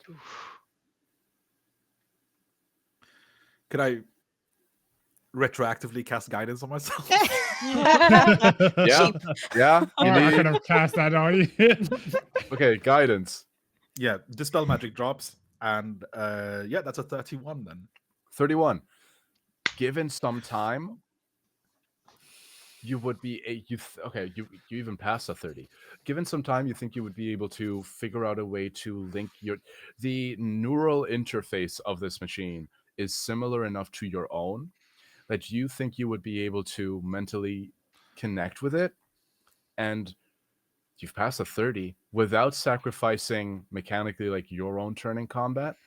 You would be able to maybe have this machine as a companion that you are controlling somehow. I ever seen that one movie? I don't know what it is, but it's one where like the dude's boxing and he's like the robot is also boxing. Do you know that one? Yeah, I know. You could possibly do that with this machine. Okay, so theoretically, I know we talked about this in the break, but theoretically, in terms of the abilities that you can get through the machine, would Peter's longsword proficiency go through? If you can find a longsword for this machine, yes. Okay, cool. I think you're looking at it. Look, 31. There's nothing you won't know about this. It has weapon-wise, it doesn't have any external weapons that you see right now. It has like two big old fucking fists. Yes. DM, I would like to remind you that I am a cleric of the Forge, and given 1 hour, I might be able to commune with the gods to make this thing a longsword, using my channel divinity Artisan's Blessing. That's so nasty, actually. Okay. I hate that. I love it. Okay, perfect. You give me a Arcana check. Me? Yes, just for that. I'll help. God, Great. advantage. And Guidance. Yeah, nice. Guidance is added D4, right? Yeah. Wow, my dice hate me. With a guidance is 14. That's 21. This sucks. 21. +7. On its shoulders, on one of its shoulders, you see that there's like a broken patch of machinery, and then across the room, you see that there is an enormous turret that seems to have been ripped off its shoulder and separated from it. There's a chance that it could be reattached, or it could be taken as a weapon in its own right. This turret. Great. Okay, so we have a sword and we have a turret. Well, you don't have a sword yet. Yeah. You can turn the turret into a sword if you would like, if you want to do that. I don't know. I guess I start discussing with Preserver on what what he is imagining for the loadout of this beast. I have a question. Yeah. Yeah. Would Yeah. if I were to link to this thing remotely, would that cost anything, like concentration or? Ooh, that's a fun one. If you attune to it, if you take the time to attune to it, we'll treat this as if you were like a Beastmaster Ranger and you could just tell your companion what to do. Okay, so it's You would no concentration. no concentration. It's not Okay. concentration. You just have to attune to it. So that's what it would sacrifice. It would act on its own initiative, but it would just be that, and you would have to you would have to direct it at the top of its turn. DM, I have another question. Yes. Discussing with Preserver here on Preserver, what would you want the loadout of this beast to be? Yes. Yeah. Yeah. All right. We are here in probably the holiest temple that I have ever been in. Yeah, he knows what I'm gonna do. Yeah, I know. Yeah, just say it. No, this is the most beautiful piece of Arcana tech that I have ever seen or witnessed with my own hands and eyes. And I know that we are about to face what might be the biggest force of destruction we have ever encountered. And here is one of the biggest items of innovation that I have ever seen. Mhm. I would like to use divine intervention um, Okay. to get this beast back in full working order, armed, equipped, and ready to employ Gasmagoy's wrath in trying to stop this destructive force that's heading our way. And as a level Incredible. 20 cleric, it auto succeeds. Work. I was thinking about that. Wait, there's something about the 20 cleric? I can't remember what it is. There it is. When you were talking, I went and I was like looking at the divine enrich page, like, does it auto succeed? Do I still have to make them roll? I mean, you can make me roll if you like, but No, it auto succeeds. That's in the Yeah. book. yep. What does it look like as you cast this divine intervention? All right. So I take my sword and I start in this like soft sandstone around me. I start because it does take me quite a bit. I'm going to start like copying the pattern that we saw in the antechamber around the foot of this. Like I draw the whole circle, Mhm. all the embellishments, and as I'm going, I'm chanting slowly, carefully, like setting out rules and wishing upon bring this innovation back to life, give us back what you have given us before that we have forgotten. In our shame we ask you again to please give us this tool that you have provided before that we have lost, etc. It's all like, oh my god, we messed up, please help. And in the end, sure, I'll clutch my holy symbol and I'll just stand there waiting for any sort of feeling breaking through, As you maybe seeing something happen. cast this divine intervention, everybody around you, time stands still. You're sitting in the center of this holy symbol, looking at the doorway. I'm gonna sneeze in a second, so I apologize for that in advance. I like that I said that in the DM voice. I'm going to sneeze. You're looking God. at the doorway. Bless you, God. God shows up, sneezes, gives you a sword. The doorway. Oh,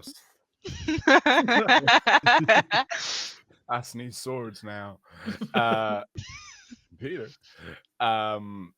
You're looking at the entryway with the relief of Gashmagoy, and the relief, it's like a 2D relief. It steps off the wall, and you see that the pieces of rock try to fall away, but they become connected by a golden fiery light.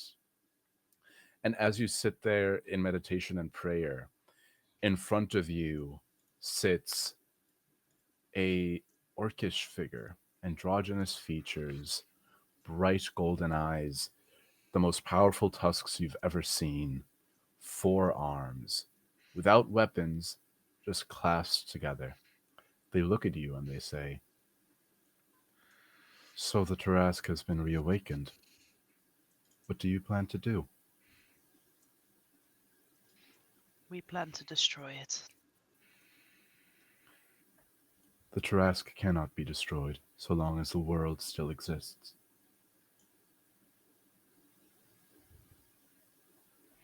Then we plan to halt its progress and bring this place back into balance. The first time this happened, they wave their hand and everything around you melts away, and you find yourself on an ancient battlefield. Weapons that you don't even know the name of, they're so long gone that they've been forgotten. Gods you see surrounding you that have blank faces. You know that this is because the people nowadays, these gods have been forgotten and they don't worship them anymore. So you know that they're gods. You know there were more gods here fighting alongside Gashmagoi, the rest of Gashmagoi's pantheon, but they've been forgotten. So it's only Gashmagoi who looks at you and says, "When we created the Defender, we knew that we wouldn't be able to destroy the Tarask. It is the monster of this world. So long as the world endures, the Tarask will always exist in some capacity. But we were able to lull it to sleep. And we were able to subdue it, put it in a prison of pure divine power. Why do you think it's reawakened?" And Roos is going to send or imply images of the data that he knows. So the insane amount of deity probably taking away energy from that shield to reawaken into the reactor that we've seen, the engine that we've seen. The insane innovation steps that have been taken, and the destructor coming to take its piece of that. Gashmagoi looks at you, sheds a tear. "I am so proud of you all. You've taken steps so far beyond whatever anybody else has thought possible. I've never doubted you. This is incredible, and you should all feel very proud. Unfortunately, centuries ago, after," it looks around at the forgotten gods, "after our numbers greatly diminished, we decided that should anybody else think themselves a god and try to establish themselves as one, the Tarask would be the enforcer of the no new gods rule. You will not be able to kill the Tarask, but I might be able to fashion you a way of putting it to sleep. What would you like this to look like?"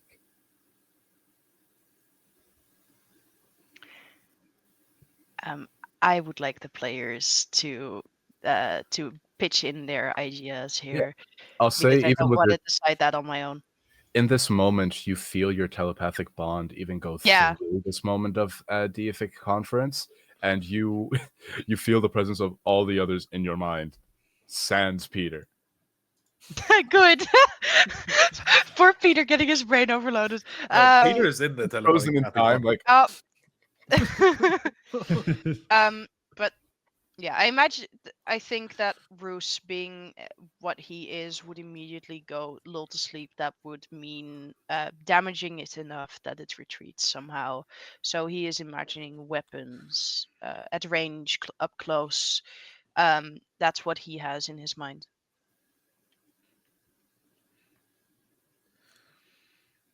Alachi would be thinking about along the lines of he's never come across a monster that he hasn't been able to kill.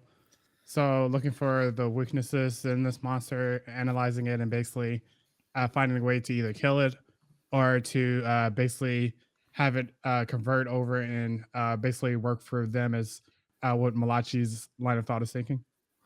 Right, Malachi, as your consciousness is here in this moment of like a god showing your friend a flashback, give me a nature or an animal handling check as through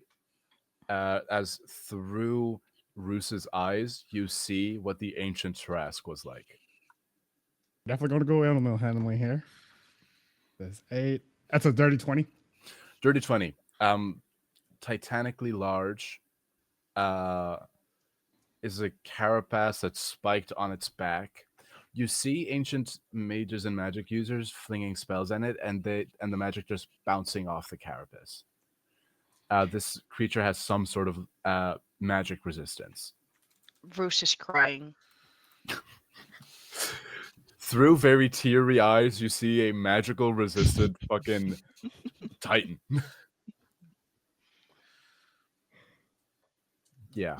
Are you asking me for like vulnerabilities? Okay, you got a 20. So I will either tell you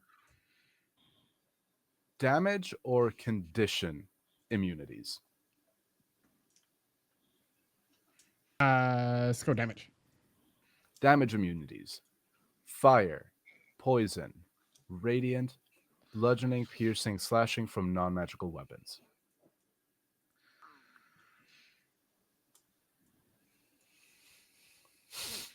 Okay, and can he overall tell what this Titan is in terms of? You don't see radiant. That's the ancient. That's the ancient Trask.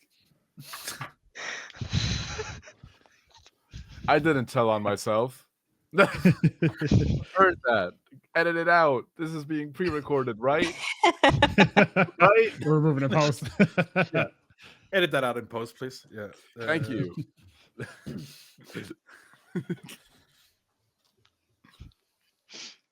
So is he able to see what type of monster it is in terms of creature classification? It's a monstrosity. Think about monster. You'll picture that. It's a big motherfucking monster. All right. Picture like it's a Tarrasque. It's D&D's version of Godzilla, which I then made more Godzilla. But actually, you do see the eons. You see, okay, you do again see the radiant resist immunity, and I'll tell you why. In this seeing of history through the eyes of a god, what is time for a god? It's nothing. It's a blink. In the blink of an eye, you see the Tarrasque being sealed away in a prison made of pure radiant energy. In blink of an eye, you see how that barrier is getting weaker and weaker and weaker over the eons. And as the Brightburn Mythalar is activated, you see that pulse of energy allows the Tarrasque to absorb what was left of the divine radiant magic of its prison, and you see that it emerges more powerful than it has ever been. So yes, it is immune to radiant damage, and our cleric is sad about that, and I'm sorry. All right. So the immunities were just for me to pick that up, because I think I didn't pay proper attention. It was radiant damage, it was bludgeoning damage, it was poison, fire. Yeah, then bludgeoning, piercing, slashing from non-magical weapons. Mm-hmm. Your standard big monster stuff. Okay. Everyone's having so much fun with this. I'm fine, actually. You're like, yeah, sure, I guess. Yeah, it's like, don't see thunder in there. Yeah, true. Yeah, okay. What are we turning this weapon into?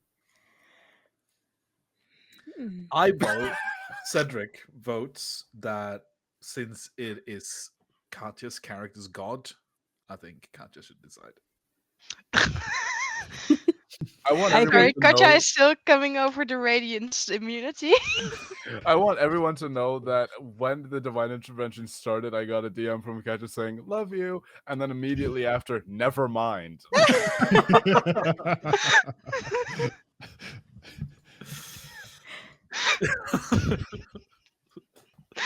Anyway, Anyway. I believe you added radiant immunity retroactively. Oh, you love me, do you? Okay, let's see how you like this. Okay, look. What weapon are you giving? Are you making a weapon for this little guy? Sorry, For what did this you say? Are you making a weapon for this 80-foot little guy? Yes, I'm making a weapon for the 80-foot little guy. I am Lovely, going perfect. to. How many limbs does it have? 2. 2. I am going to equip it with 1 second.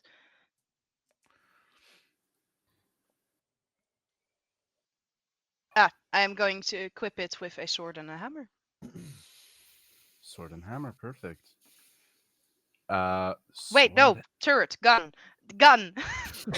All right, so you want to reattach the gun? Perfect. Yes. You are definitely able to reattach that. That's easy enough. And then the sword. I'll give you like a hot second to figure out how we're going to set out that sword. But yes, it is done. You exit your trance. And as you look at your friends, you see that the turret has magically reattached itself. And laying in front, there is a sword that at its hilt has what looks like the stops of a flute. Yes, this is the White Power Rangers dagger from Mighty Morphin Power Rangers. You could, yeah, you need to lull it to sleep. You can do that. Excellent. So you've got a big old sword for your big old Go to machine. sleep. Yep. And if everybody here looks at the Discord, I will drop in there now what the stats are for this little guy as you restore it to its prime.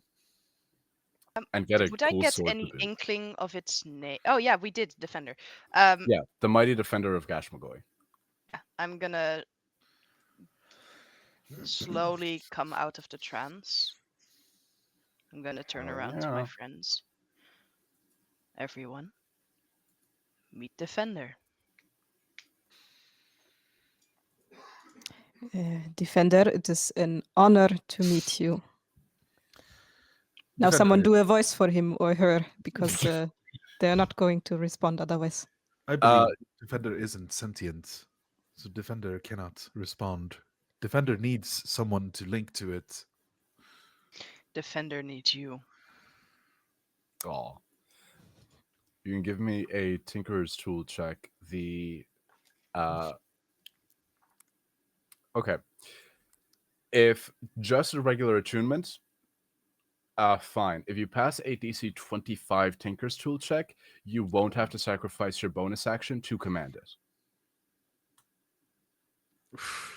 Bonus action is very important to my character. Exactly. Watch is gonna give Preserver guidance. Or you could straight up just put Peter in it. You know what? Yeah, fuck that guy. No, that's so dumb. Fuck that guy. Or I mean, Peter. You serve me. I believe this time, the time has come for you to serve me. And I just gesture towards the big robot. I'm gonna pilot the hell out of that big old machine. I believe you will do an adequate job in doing so. He gets in, immediately like punches into a wall. He goes, "I got it." Safety precautions. We should step outside while he works on the gadgets inside. Oh, I feel like this thing could probably run us back to the city real quick. Hop on my hand. And the hand of the defender is brought down. I think Oleg will immediately look for the best spot to attach himself on this arm of the machine and see maybe he can hold onto one of the big fingers. I don't know. Oh yeah. Okay, I'll figure out what the sword is in a second. Yeah, you all have a moment to strategize and stuff. I'll say as you exit the ruins, jumping up through this beacon of pure radiant energy, you start to run through the like mountain ridges and stuff surrounding the desert. As you're walking, you see the dead corpse of one of the gargantuan sandworms that you saw. Ooh. Its head fully crushed under an enormous footprint. Just a quick question. How long has it been since we got here? Ish. A few hours. Few hours. Don't want to press you, but do you mind being more specific so that I know? Because I cast a spell that lasts a certain amount of time. And How many hours does it last? 8 hours. It's been less than 8 hours. You're good. Okay. Okay. Follow-up question. Oh, okay. Never mind. Actually, never mind.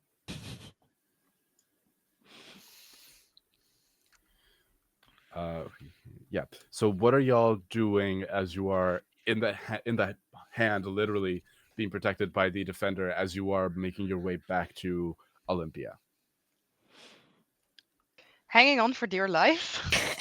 It's quite comfortable. He has you in the palm, and he has his other hand Aw. shielding you.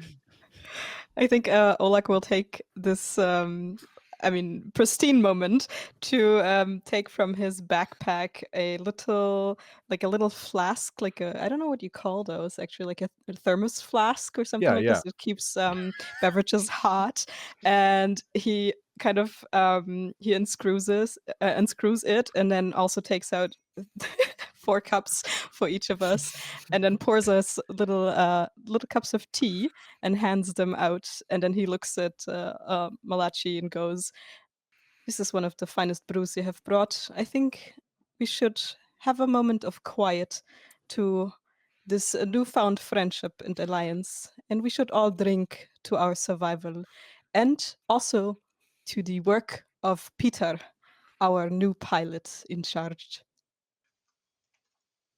Like, you always know the right things to do in the right moments. You're absolutely right. And Malachi's going to go ahead and take a cup of tea. Let's drink, my friends. I do not possess a mouth to drink from. Drink into. But I shall, Take yours. I shall join you Sometimes- in this reverence. You should just agree and then pretend like you know what you're doing. From the cockpit above. Pretend zip like Y'all drinking tea? Pour some into the hand. I have a little straw that goes from the hand to the cockpit. Oh no.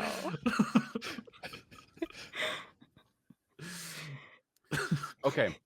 As you approach the city, you see the Tarask. It is 80, 90 feet tall. Its carapace, the spikes on it now glow with a humming radiant glow of golden light. From its mouth, sparks, and in its eyes is pure hunger. We're not going to go into initiative just yet, as you're just arriving, but give me essentially like a round of prep time as you are approaching the city. You know that the city has been fully evacuated at this point. It is you guys, wall, city, Mythalar. So it'll have to walk through the city even if it breaches the walls, but hopefully it won't breach the walls. Is anybody preparing anything before combat? Yes. I'm speaking a command word that I have to think of real quick in the moment when pressure is on. And you'll figure it out in 10, 9, Yeah, 8, no pressure. 7, 6, 5, 4, 3, 2. Fuck me. That's it. You picked. Fuck me, like. And I speak a command word, and you see from my little backpack, like shoots up like a feet or so, like part of the backpack just extends and then unfurls, and then 2 mechanical wings unfurl, and I take flight hovering above the hand. Hell yeah. You take flight. Awesome. How far away is he? The thing? You're about to be real close. Okay. Just wondering. You're about to be real close. We will start off in like round 1 with you being 40 feet away from the Tarrasque. We will start like just under your full movement. Nope. Big boy right there. Just under Is- the defender's full movement. Okay. Is there a way, and I'm just throwing that out here because I don't know how else my character could participate in this fight. Is there a way that Olak could attach himself somehow to the hand of our defender so that he can kind of extend the range of like physical blows that the defender does? Anything that he can think of to kind of also be able to go into melee range himself? Yeah, 100%. Yeah, 100%. You can straight up the options for like engaging in this is a giant monster battle. The options for engaging in combat here are you can jump into the machine and extend some of your abilities to the machine. Mm-hmm. So like on your turn of initiative, you could be like, right, I want to flurry of blows, I want to do whatever, and do it through the machine. Or you can have the machine just throw you at the Tarrasque and be in range of and just do that. Oh my god, I think Oleg would go for the second one. Epic. Just like a tiny 2-meter guy attached to the neck of this Drask. Yeah. Awesome. Yeah, you could launch yourself at Alright. the Tarrasque once you are like within a reasonable range. All right, that sounds like something he would prepare for. Yeah, you can like, hey, you can hit its foot and still do a lot of damage to it. You're level 20. This is how it goes, apparently. Yeah. All right. I mean, this is not like Kung Fu movie monks. This is anime height Yeah. type of monk level. This is kaiju number 8. Like you're one guy, but you just punch like a full building, and you're One Punch Man. Monks at level 20 become One Punch Man. Yes. Okay. Anybody else? Anything else that they're preparing before initiative starts? Yes. Yeah, so Malachi. Go for it. What? Oh, Malachi, who has this very hard outer shell, this very so hard exterior, and is very much so someone who isn't approachable, is going to go ahead and cast a spell. He's going to cast Conjure Woodland Beings. Oh God! And then he's going to summon 8. He's going to summon 8 pixies. Oh no! Appropriate size difference. Okay. Okay. Yeah, sure. 8 pixies show up and they all flitter about and they're like, "Hi, Malachi. What do you want?" I don't know if that got picked up at all. I need for you all to use your superior invisibility to carry a distraction around that creature as he points to the Tarrasque. Oh fuck! What the hell is that? It's going to be our new little friend that we're going to take down. But I need you all's help. If you can, try to sleep it. If you can't, just create a distraction for us to be able to attack it and not necessarily take any damage from it. I'll kill whatever you tell me to, man. I love you. Jesus. I love you too. He says under his breath. Yeah, they fly off. 8 pixies. Lovely. Love that for me. They're all going to act on your initiative. I don't care. I have one flashcard of an initiative tracker. We're not doing this. Nope. Unless you want to give people personal pixies to help. I'm good. I delegated Peter back to Apollo. Yeah, you did. Yeah, you did delegate Peter back to me. Well, you all have the defender's stat block, so you all will be telling me what the defender is doing round to round, as acted out through Peter's actions. Yes. Question for the players. Bruce, looking around at all of you, does anybody have non-magical armor on? All of I you have no magical armor on. 0 armor. 0 armor. No shield? No, you're a monk. No. Is your armor magical? Malachi does. Machi? No, Malachi's armor isn't magical. Great. So Bruce is gonna touch you.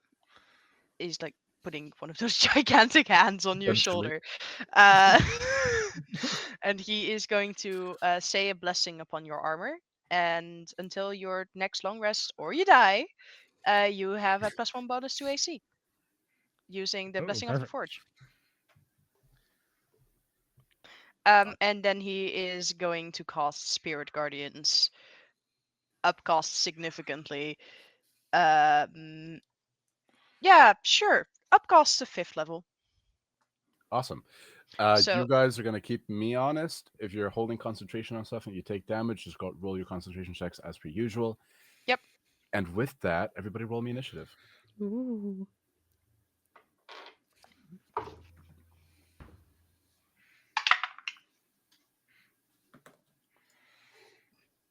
DM4. All right. I'm an Someone old dump man. dexterity. 4. Lovely. I have a dirty 20.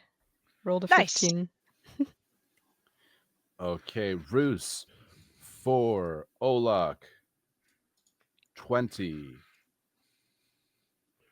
The Trask did not roll great. Other two. Where we standing? Malachi has a 27. Sweet Jesus Christ. And I rolled a 19, so that's 29. All right. Preserver, you are first with Malaki on deck. You guys are now like 40-ish feet away from the Tarrasque as the Tarrasque is slowly but surely making its way to the walls of the city. It roars, and you see that it is gearing up to let out a powerful blast from or something like a dragon rearing up to spit out flames. It is rearing up and charging up something deep within itself. What you want to do, Preserver? I'm gonna keep it simple, and it's gearing up for a roar. You said Of some kind, yeah. Okay, so Perhaps wings, some sort of breath weapon. Okay, wings already unfurled. Preserver looks around to his companions. Engage, and then he leaps out, and then he flies all the way, head height. And on the way, I will cast. He has a little gem. I didn't mention it because you couldn't see it under his robe, but he has a little ruby gem in his chest, like Iron Man kind of style, that winds itself up, and then I will cast haste on myself. Big slay, you're hasted. Perfect. And that means I have 120 feet of movement speed. Flying. All right, perfect. So I will get there, I presume. Oh yeah, for sure. This thing is like 40 feet wide. It's nasty, but Yeah. you get there for sure. And then I will just attack it once with my hasted action. Heck yeah. Oh, sorry, I forgot to mention. I will also activate Blade Song with this winding up. So lovely. Is my he 25 now? Yes, my fist. Yeah. No, 26. Sorry. God dang it. Okay, perfect. His fist start pulsing with this with this booming energy while I try to punch it. Oh yeah, give me that attack roll. It's not great. 22. 22 misses. Yeah, I figured. You what was this, like range attack or? No, sorry, I punched it. Oh, you go down, you punch the carapace. It is so incredibly hard. You feel like there has to be a weak point somewhere, but you just hit a place that wasn't it. Yeah. So I punch it, it vibrates out, and I feel nothing happen. I will try to position myself so that I am intercepting this breath weapon thing that I presume is coming. Right. You want to put yourself right in front of its mouth? Yeah. Why not? Okay. Yeah, you do that. I didn't want him to target me. And as you say that, you feel that in fact is starting to work. Not yet, as you see that it notices you, but it is still gearing up for that big breath. Anything else from you? No, that's a bonus. My action, my movement. Yeah, I'm good. Malaki, Yeah. So with your 8 pixies on deck. What Malashi's gonna do, he's gonna start to turn off by one, getting onto the ground so Mhm. he can be able to run the distance. He's probably gonna run within 20 feet, or actually no, he's gonna maintain the 40-foot distance. But what he is gonna do is he's gonna put out his finger and aim it towards the eye, and he's gonna go ahead and cast lightning bolt. Oh, hell Love yeah. me a good lightning bolt. What Uh, level? So it's gonna be at level 3. You shoot off this lightning bolt.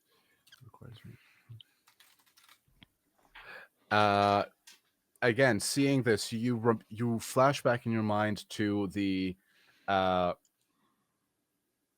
spellcasters of old trying to take this thing down with magic. You shoot out this lightning bolt, and it goes straight for its carapace. This Tarrasque has a reflective carapace. Anytime the Tarrasque is targeted by a magic missile spell, line spell, or spell that requires a ranged attack roll, roll a d6. On a 1 to 5, the Tarrasque is unaffected. On a 6, the Tarrasque is unaffected, and the effect is reflected back to the caster as though it originated from the Tarrasque. Oh boy. Oh god. You doing okay back there? Yep. That is a 4. You shoot out this lightning bolt. You see that it goes to the carapace and it sort of dissipates among the carapace, goes up to those spikes that are already glowing golden, and glows even harder, glows even brighter, but it doesn't affect it. You see that the lightning bolt hasn't affected it there. Okay. So what he's gonna then proceed to do is can I check to see if so I have one of my favorite enemies is monstrosities. Mhm. Can I do a survival check in terms of being able to tell whether or not the stomach or the belly area will be the area that they should target? For sure. All right, awesome. Let me just get my day.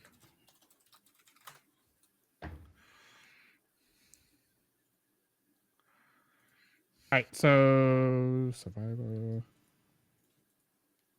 I have a 24. 24. The only part that you think will probably have this reflective capacity is the carapace. If you get in front of the Tarrasque, or if you get like below the Tarrasque, you think Ed won't be able to avail of this. There are parts of its body that are more armored. There are parts of its body that aren't. Like straight up the stomach, or like the side of the ribs, or like the neck and mouth itself aren't armored. So you'll be putting yourself at risk of being within its reach. But beyond that, that is where you would have the most chance of getting a good attack off. Okay, so next up will be his fairies. He's gonna command his fairies to basically get underneath its ribs to try to tickle it. As you Isn't do. there some sort of saying about not tickling a sleeping Tarrasque? God, okay. No, you tell me what you want to roll, because I don't think I'm going to dignify this with telling you what to roll. You tell me, what is Tarrasque tickling as a skill? Let's say it's Dex. Give me a sleight of hand check with advantage to account for the amount of little pixie hands tickling this Tarrasque. It's gonna be 23. Oh my god. Okay. Understandable. 23. 23 is now my DC. If it's gonna roll a Constitution save. If it doesn't beat 23, you'll create an opening for yourself until the end of its next round. Perfect. That's a plus 10 to this. 22. Mm. 8 pixies fly in, tickle this Tarrasque, and it goes. That's how it goes. It rears up, and in its rearing, it uses the legendary action, seeing in front of it. It was gonna go for preserver, but seeing this fucking 8 pixies, it's gonna go and it's gonna try swat at. I'm gonna assume that you split them equally side to side. Yep. 4 pixies on one of its side, and it's gonna make an attack roll against them. Yeah, it's just gonna make a claw attack against them. Yeah, 15 on the die. That is a calculator app. That is a no, that's wrong. A million. That's a 34 to hit. Yeah, it definitely hits. Look, it has yeah, that's 48 plus 10 damage. These pixies have what, 1 hit point, is it? Yep, 1 hit point. I'm gonna say 4 of your pixies are gone, man. 4 of the pixies get swatted away by the Tarrasque as it gets annoyed at being tickled. Malachi's gonna take a flask out and pour one for the 4 pixies. You pour one out for the pixies. As you're pouring one out for the pixies, Olak, that is you. And next up, it will be the Tarrasques. It's canon now that pouring one is a free action. Just so you know. It's an object interaction. Pouring one out for the homies. Can I say that I start my turn out by being thrown by Peter's gigantic hand, or do I need to use a bonus action for being thrown? Let's say that whatever movement you want to use, we will count that as you moving through the air. All right. Okay. Being So rocketed. I instructed Peter to throw me as close as possible to the neck region of this gigantic Drask, and I will do an unarmed strike to see if I can hit it. Hell yeah. And I'll use my advantage from the way beginning of this stream to Let's actually go. do this. Oh my god! I rolled a 2 and a 7. So that's a plus 13, so 20. 20 doesn't hit. Does not hit. All right. Then I think I'll use another bonus action to do the same type of strike, an unarmed strike. And that's a 17 plus 13, so that's a 30 from yeah. That's gonna hit for sure, for sure. All right, cool. So 1d10 plus 7. That's 10 damage. Awesome. And your attacks count as magical for the purpose of overcoming resistances, because monks have wild shit. Perfect. And that's my action. Have you have 2 attacks. Yeah, you should have 2 attacks and then your bonus action stuff. So you take your That's second. true. unarmed, Sorry, yeah, I completely forgot. You're right. And I rolled a 1. We want you to fight this. Oh well. Yeah. Okay. So 1 plus 7 is 8. Another 8 damage. Hey, that's a nat 1, bestie. I don't. But did you roll? What'd you roll on that attack roll? I roll. No, sorry. I just immediately rolled my damage. Never mind. I'll just do the attack first. Sorry. Yeah. Oh, I actually did roll a 1 this time. No. You land on the neck. It's so spiky here that you're taking your time trying to figure out where you can actually get a footing. Lovely. That is the Tarrasque's turn, and it is going to. You see, as it opens its massive jaws. There are rows and rows of teeth, much like the sandworm, and you see a light as bright as the Brightburn Mythalar that is getting brighter and brighter as a radiant breath weapon is being shot out. Yes. No way it's radiance. Oh no. You said I stand right in front of the mouth, my guy. I assumed it was an elemental breath weapon. Yeah, well, give me a DC 20 dexterity saving throw, King.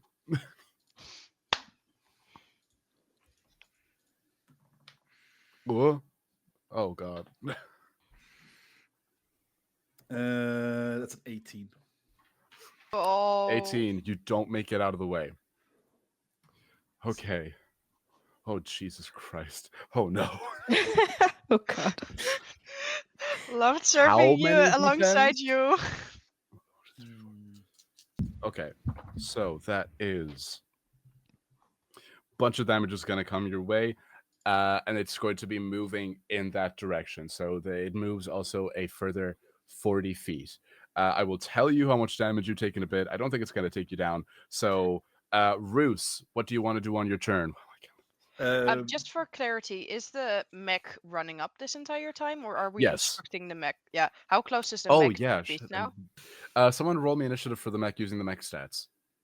The stats are in the Discord that we all have. I roll a 16.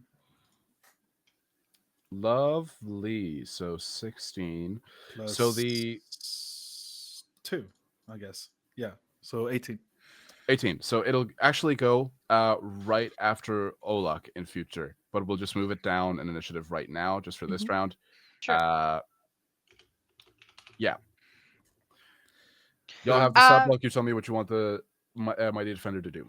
But did I take damage? Or? You are. I'm counting it up. Okay. I'm gonna. Okay, never mind. Tell me what I take first, and then I'm gonna use a reaction. Sure. Okay. What can I somehow get in melee with this beast? Yeah, for sure. Yeah. I want to. Would I need to use a dash for that? I am looking to end up, if at all possible, on the snout. We can straight up just say that you are also receiving the getting launched by the hand treatment. Yeah, absolutely. So I get launched by the hand, bonk on top of the nose. He is going to like trudge to the closest nostril. All right, you're getting right in front of its face. Yeah. That's horrible for you, but okay. Above, hopefully above breath weapon. Like I'm on the nose. Yeah. You want to get on his little snout. Yeah, I want to get on his little snout. As you crawl onto its snout, you get a first fucking row seat as a beam of radiant energy punches out of its mouth. Preserver, you take 83 points of radiant damage. Yikes. And you see that a full section of the city wall crumbles immediately. As soon as I see that, I am going to take my sword, emerald green blade, looks almost like napped jade, turn it around in my grip and jam it straight into a nostril. Can I use a reaction? Please? Yes, you may use a reaction. Yeah, I'm gonna Let's use resolve that reaction first. I'm gonna use Song of Defense. So, a shimmering bubble of shield extends from my forearm in front of me. A lot of it comes through anyway, but I'm gonna use it at the highest spell slot level because there's a lot of damage. Yeah, don't stand in front of Godzilla's mouth. Listen, man. I'm a tank. How much damage was it? 83 points of radiant damage. Okay, so I take 38. Hell yeah. Everybody. No, yeah, that's yeah, Bruce, that's good. And the defender, what's the defender doing? Oh wait, no, Bruce, give me that attack roll. Sorry. For the people who did not see that, I just showed stream. I have a net 20 in my dice box. Let's go. So that is double the dice. Yeah, double the dice. I have many things to resolve here. Yeah. So in my wrath, I am absolutely smashing this this beast in the face. I am looking for my d8s. I'm sorry. So first of all, let's do the regular damage. Where is another d8? Oh my god. Where in the world are all my d8s? I have world's biggest dice bag next to me. And the Trash actually has a second attack. It's going to try see if it can guess the pixies on the other side. The only way it doesn't do this is on a nat 1, just because of the 2 hits. It would be such a shame if somebody don't. Is it a nat one? It's a nat fucking 1. Wow. What the hell? You have a plus 19 to hit. You. Yeah, Right. yeah. It swipes at the other pixies, doesn't get it, gets tickled a bit more. So as it swipes at the pixies, the acid from my blade starts hitting it. So first of all, it gets just 18 slashing damage from a magical weapon. Lovely. Then the acid starts hitting, which will be 3d6. That is that will be 12 acid damage. Lovely. And as I stand there wrangling this thing down further in, I would like to activate the weapon, downward pointing a gigantic cone of destructive energy, focusing with all the energy that Gashmagoy has given me on this day to this purpose. And I would like for you to make a, what is it?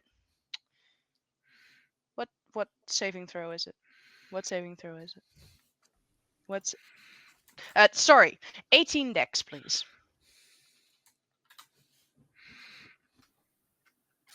You have such good stats, my friend. Any are you disadvantages so- in chat? This is Why the are Stu- time. Or You an won't need autofill it. in chat. This is the time. You won't need it. He has such good stats. His dex is shite. Rolled a 5 on the die, adds a plus nothing to dex. Excellent. Let me grab some 12d6. Lovely. Perfect. Okay. Roll that up and tell me whenever you have it rolled up. Who wants to command the defender? What do you command Peter Porcelain to do? He's gonna say, I'm taking up the rear. I got y'all. I mean, he has just extended his hand to throw Roos into the direction of the machine, so maybe he can just punch a little bit harder and do a destructive fist. All right, perfect. All right, he's gonna. You roll for this for me since you've been Oh, no. tutoring with this. Yeah, roll for me. And he gets a plus 18 to hit, right? Yeah, plus 18 to hit. I rolled a 12, so 30. Yeah, it's gonna hit. Roll me up the damage to the Trask. Jesus Christ, how much is that? 49. 3d12. Roos, do you have that damage for me? I would like you to take 49 acid damage. Nasty. One hell of a nose spray. After it releases the radiant energy, just just starts And brother, he's Bruce is gonna look up at Preserver. We're in this. One golden eye fixes on you as well, Roos. As Preserver, back to the top while our friend counts up damage from, as you see from the running up behind the Tarask, Peter piloting this ancient machine crafted by a god. Peter Porcelain, a 4th level fighter. And he does 31 bludgeoning damage. Perfect. Runs in and punches the Trask in the back of the noggin. Excellent. Right. Says, He's a we good got guy. this, y'all. Right. So tis me. Yeah. Okay. Shield drops. Realizing I can't do that many times, and then I will fly in and still being in front of it, gonna punch it in the face again. Lovely. Trying to hit some kind of weak spot.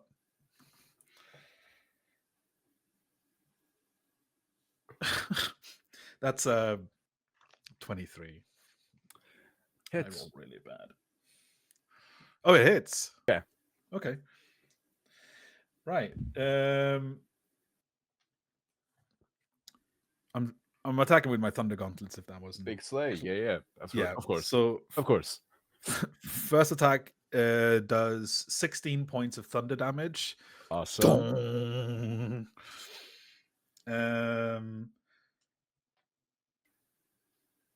Since I can cast a cantrip as a bonus action when I'm using Blade Singer's extra attack, I'm going to cast Blade Ward on myself. Lovely. You cast Blade Ward on yourself. Yeah, and then as my hasted action, I'm going to attack again. Hell yeah. That's a 3. Yeah. I'm rolling really bad.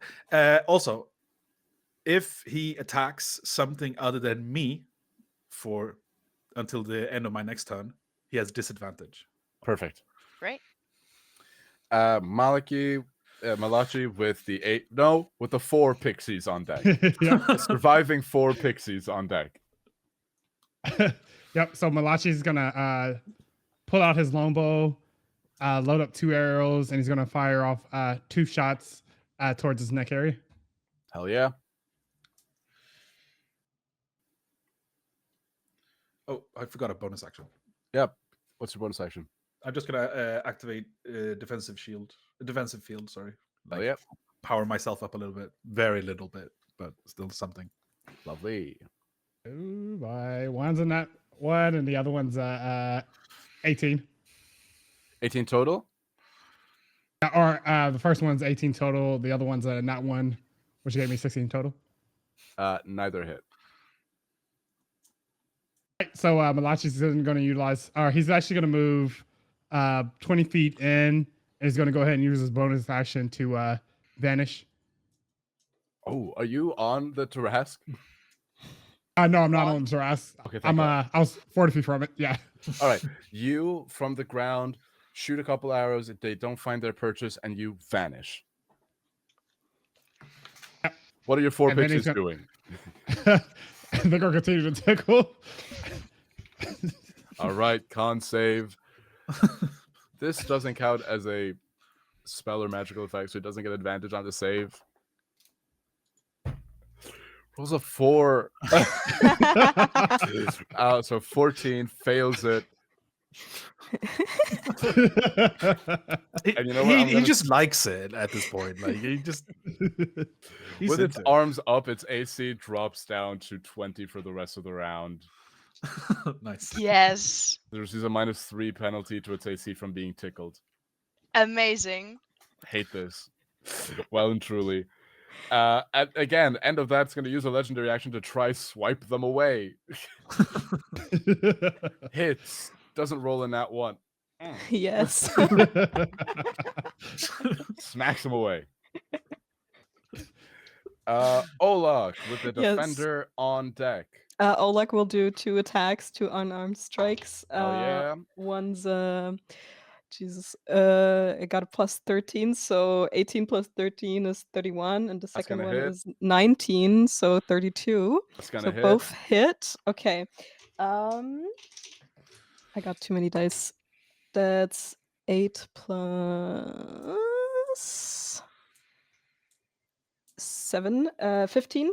And 4 plus 7, 11 damage. And he's also going to spend 3 key points to install a quivering palm into this beast and make it vibrate from within, I guess, for the next 20 days for some reason. And I can then, on my next action, decide to end the vibrations, and the creature must then make a con saving throw. Awesome. The Tarrasque feels as if it's just had like chugged a monster and then had like a double shot coffee. The Tarrasque starts to feel like me when I go to the gym. Just a little bit too hyped up. And it's going to use another legendary action to try to swipe you, as you're back of the neck, aren't you? I'm Yeah. well on the side of the neck, I guess, more or less. You on the neck is going to try and make an attack roll against you. Disadvantage. Disadvantage. Damn, okay. That was definitely going to hit. Okay. What is your AC? I got a 19. 19 exactly on the die. That hits. And is going to hit you for... Why can't I do math? I had all these die out, and then I put them away because I'm dumb. Hits you for 5, 6, 7, 8, 9, 10, 11, 21 points of slashing damage as it just rakes its claws against its neck to try drag you off. Scritch, scritch, scritch, scritch, scritch. I don't like what we've done to this monster. Like, it's been tickled for 2 straight rounds. And now it It's vibrates like in its tummy a little bit from the His quivering tummy palm. hurts. Its tummy hurts. It's trying to take its anti-migraine medication. It's just burning its nose. So now Aw. I have a quick question. Yeah. The grappling pin that I did, that's an action. I don't know if I still have a bonus action or if it's a bonus action to spend key points. Does one of you D&D experts know that? Still It have a should bonus say. action. Yeah, bonus action. Yeah. Still have a bonus action. So Still can have I a can I spend another key point to do a flurry of blows? Flurry of bros. Bros. Yeah. Just sending a bunch of tech bros. Yeah, you just summon a bunch of my flurry of bros. All right, so I'll Silicon do Valley. another 2 attacks. A gym just kind of materializes and a bunch of gym bros just kind of show up. So Hey, one's They're like, "What should I go take?" one's sorry, it's a 27 and the other one is Hit? 15. No hit. One of No. those hits. All right, okay then. One of the tech bros hits. All right, so the tech bro does 5 plus 7 is 12 damage. She's looking annoyed. Lovely. The pixies are gone, thank God. That's the defender. Preserver, what are you telling Peter to do? Peter's in there like, all right, what you want me to do? Do you want me to get in front of it, try to slow it down, or you want me to keep hitting it from here? And Preserver is thinking in a split second, I already gave you an order. I said engage. I think he's in melee range now, yeah? Yeah, middle age. Yeah. I think speak English. I think he should just take 2 melee attacks with his destructive fist. Yeah. Heck yeah. Okay, roll those attacks up for me, please. One is likely gonna miss 21. Misses. The other one is 31. Oh yeah, that's gonna do it. You A little bit. Okay. And 3.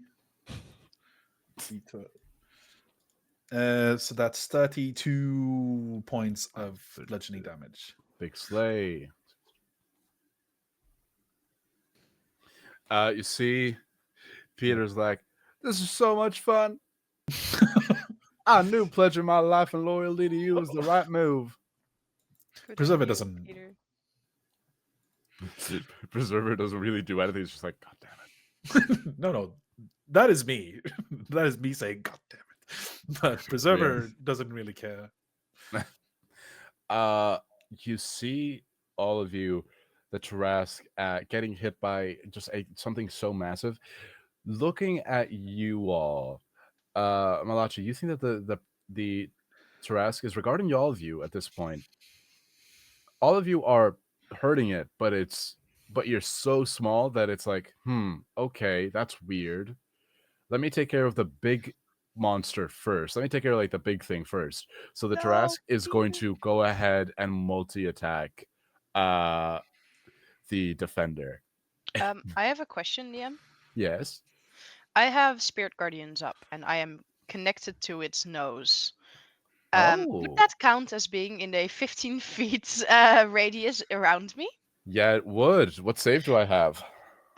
You definitely have a Wisdom saving throw. Lovely. Oh, sorry, that is a Wisdom saving throw of 21. Okay, I have advantage on this. I fail it still. Great. So that's 3d8 necrotic damage for you. I Lovely. also have a question. Would you? It says that the speed is halved in the area. I am not even close. This creature is far too big. Yeah, I for figured. you to slow it down. Figured. Yeah, but roll me up that damage as this creature, as the Tarask, is going to try bite ass. Actually, it's gonna re-roll to see if it recharges its breath weapon. It takes 14 necrotic damage while trying to focus on that. Does not. recharge. How much necrotic damage? 14. You cast it at high level though, right? Oh wait, sorry. I did cast it at 5th level. I cast it at 5th level. 1 sec. Let me re-roll that. 14. It's gonna hit.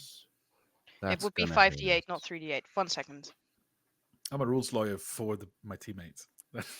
So I had an 8, And 14. third attack. That's gonna hit.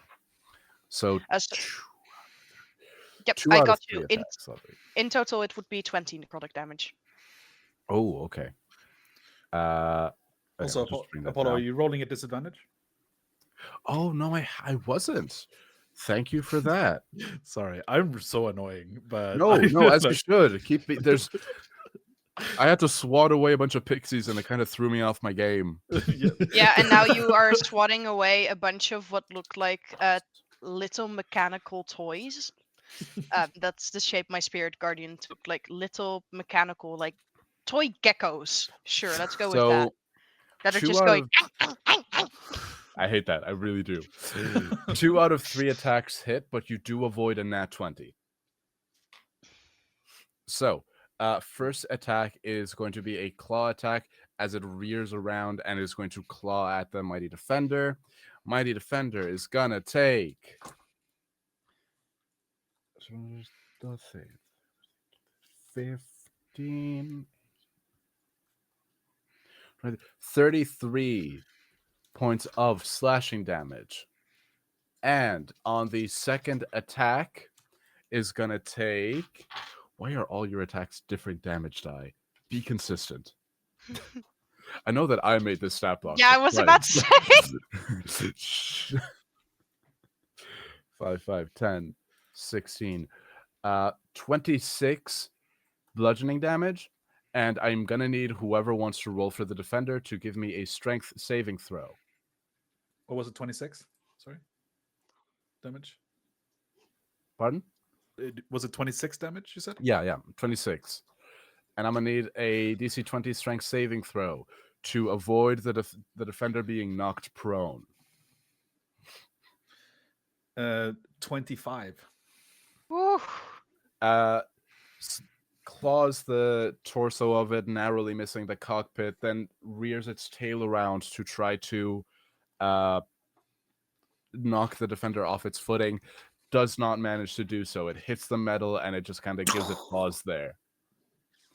These are like building sized. This is Power Rangers. This is Godzilla.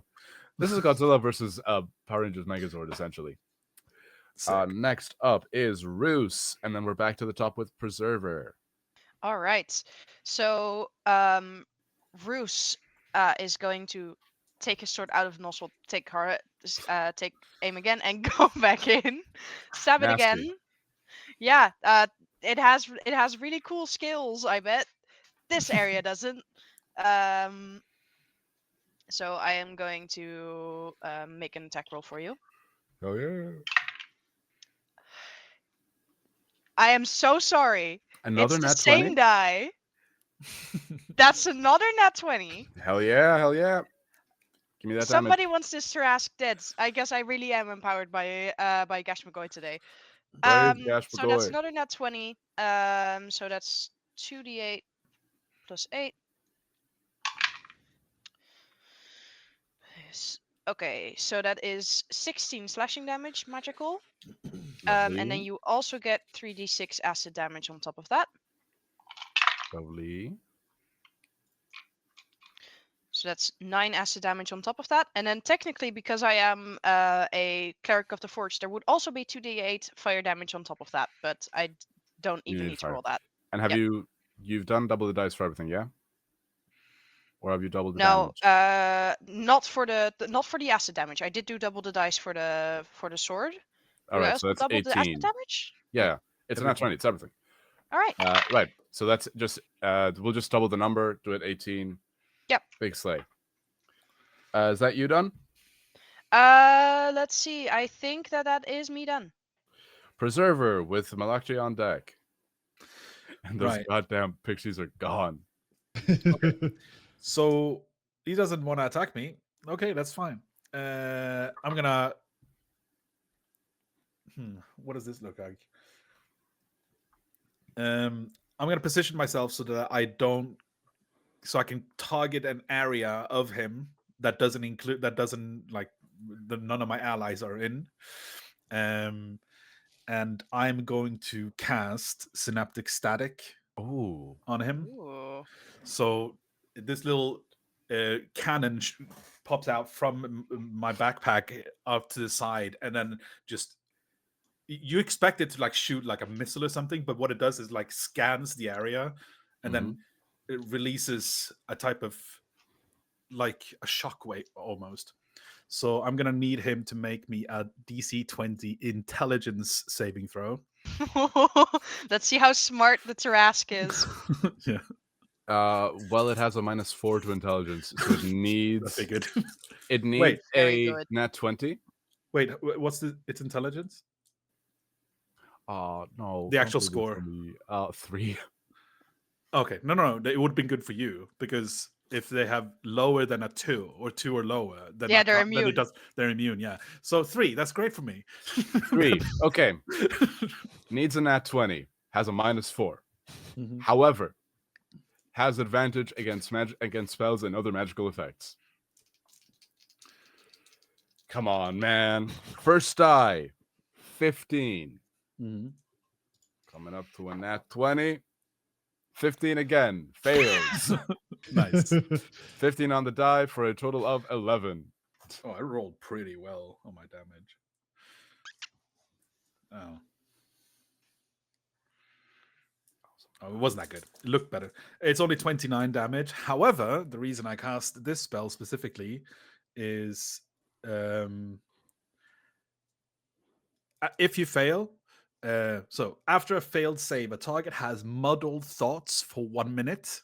Mhm. During that time, it rolls a d6 and subtracts the number rolled from all its attack rolls and ability checks, as well as saving throws to maintain concentration. But whatever. Oh, yeah. doesn't matter. Perfect.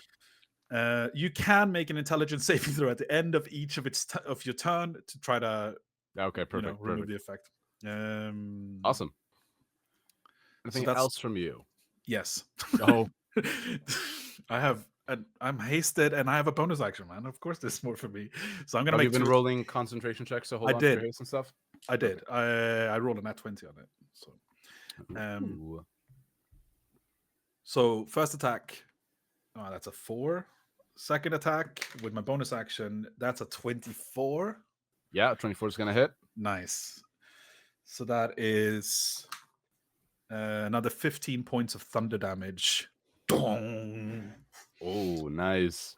And yeah, same thing. Disadvantage on your attacks, minus a d6 on your attacks. How much damage did that do? Only 15. And then the Synaptic Static did 20. What did I say? 29. Hey, nice work. Psychic damage, if that makes any difference. Oh, funky. Love that. Ah, not immune to that. God dang it. Yeah. Awesome. You can't get a read on like how much damage this thing can take. It can take so much damage. In not a lot of time, you've done a lot of damage to it. How much damage have we done over the last 2 rounds? You've done about 300 damage. That sounds about right. Wow. Yeah, you've done about 300 damage to my guy. And I just like blew a hole in a wall. End of your turn. It is going to try swipe at you with its tail, just fling it back and try to hit you with it. Bring it. Doesn't have disadvantage because it's against you. Yeah. However, Still has a minus d6. exactly. Lovely. 15 on the die, minus 5 becomes a 10 on the die. Tail is like a plus 19 to hit. That's gonna hit you. How much was it?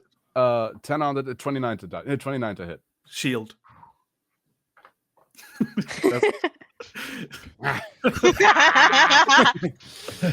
Let me hit you with my Godzilla.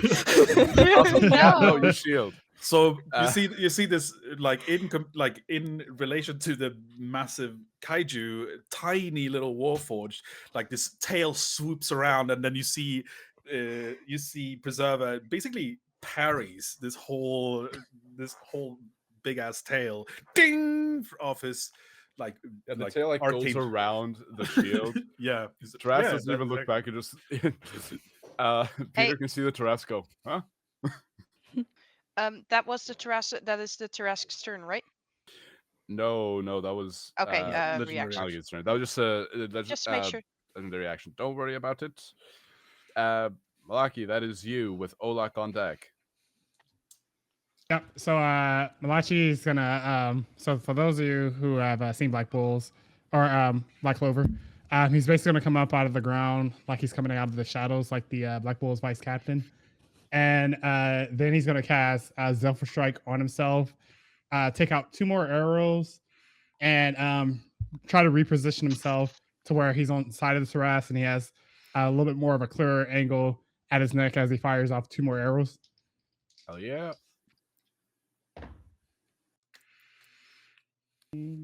Gotta be the 23. So the first one's gonna be 31. Yeah, it's gonna hit for sure. That's a I lot. roll the second one. If this was any other enemy, this combat would be done.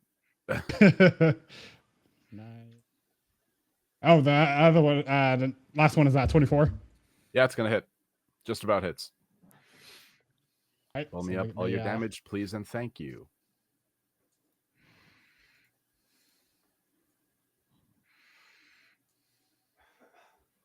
And you see that as so it's 11. as you're shooting at the Tarrasque, as your attacks land, you see that they land because the Tarrasque is taking the time to take a deep breath in and raises its neck up as it's charging up for another one of those blasts, looking right down at Peter within the defender. Right. So that's gonna be another. That's gonna be a 30 points of damage. Oh, what was that in total? 30. And is that your first or second attack or both? That's both. Perfect. Yeah, it looks very hurt as your arrows connect as it's rearing up and charging up. A very powerful attack. Nice. Anything else from you, or are we going down to Olak? Yep, that's gonna be it. Olak, that is you. All right, Olak is still in the same position as he was in before. He had a punch that started the quivering palm within the within the monster, within this this creature, and it started vibrating. And with the next move, he's going to dismiss the quivering palm and stop the vibrations. And the creature has to make a DC 17 Con saving throw. And if it fails, it is reduced to 0 hit points. If it succeeds, it takes 10d10 necrotic damage. I'm gonna get my 10d10. If you get those d10s ready. Plus 10 to this save needs a 7 on the die. If you take me from 492 hit points to 0, I'm actually going to scream. It would be really cool, but I also want to roll the 10d10. Does this count as a magical effect? I don't think, to be honest. I don't think so no. either. I really don't. Monks, they're dangerous. I'm so glad that they cleared up that language for 1D&D. Magical effect, like it's so debated. Like, well, this could. What did you roll? Why does your face look like that? Yeah, why does your face look like that, Jim? A creature with plus 10 to con. What'd you roll, man? What you roll? Doesn't save me from a 4 on the die. No. Oh no. I'm so sorry. Ola, please describe what it looks like as you stop the heart of the Tarrasque within its body. Oh god. I think we all don't see what happens within the body of the What Tarrasque. did you use? But the vibrations that went all throughout the arteries, the veins, every blood vessel within the body of this gigantic creature all vibrated at the same time. And when they suddenly stop, it also stops the heart of this gigantic beast, and immediately the blood flow ceases. Its brain has no circulation anymore, and it takes just a second for it to drop unconscious. And then I don't know if it immediately dies because I don't know mechanically what would happen to this thing. Let me do a little narration. As it falls down, you all see the radiant power of it starts to simmer down until it is just looks like what it did in ancient times. And Roos, give me a religion check with advantage. Hell yeah. Oh, the die went a little crazy there. Went a little crazy. It's okay. We all do Great. sometimes. That's a 19 religion. 19.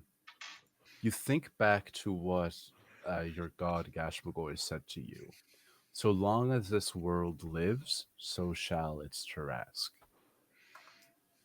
You look at this being as it is slowly slipping into not a cardiac arrest, but it's quickly losing consciousness.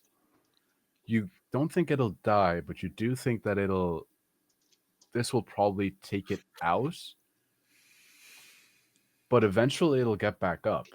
And unless you're able to somehow lull it back to a state of slumber, when it magically reawakens, it will go on a rampage again. Peter the flute. I got it!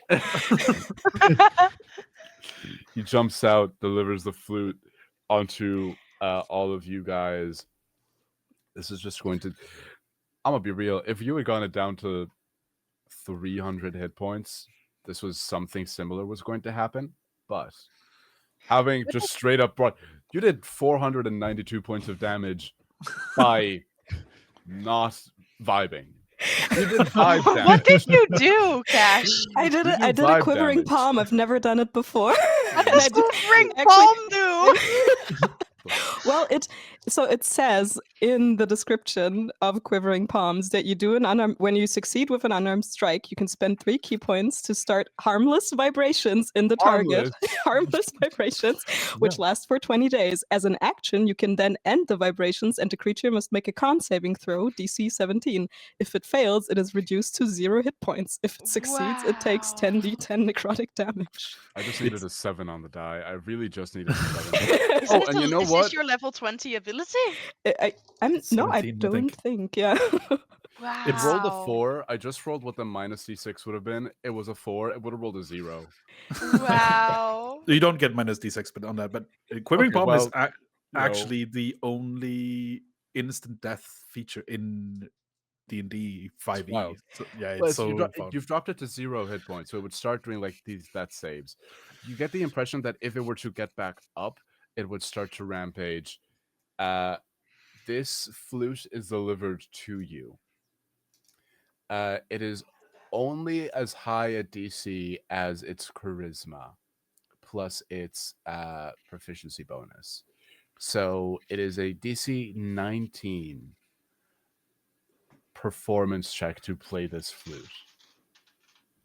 Who is going to take on the task of lulling the Tarask back to sleep? Kash. What's the ability score, sorry, that I'm using? A we're using? performance. Okay. DC 19.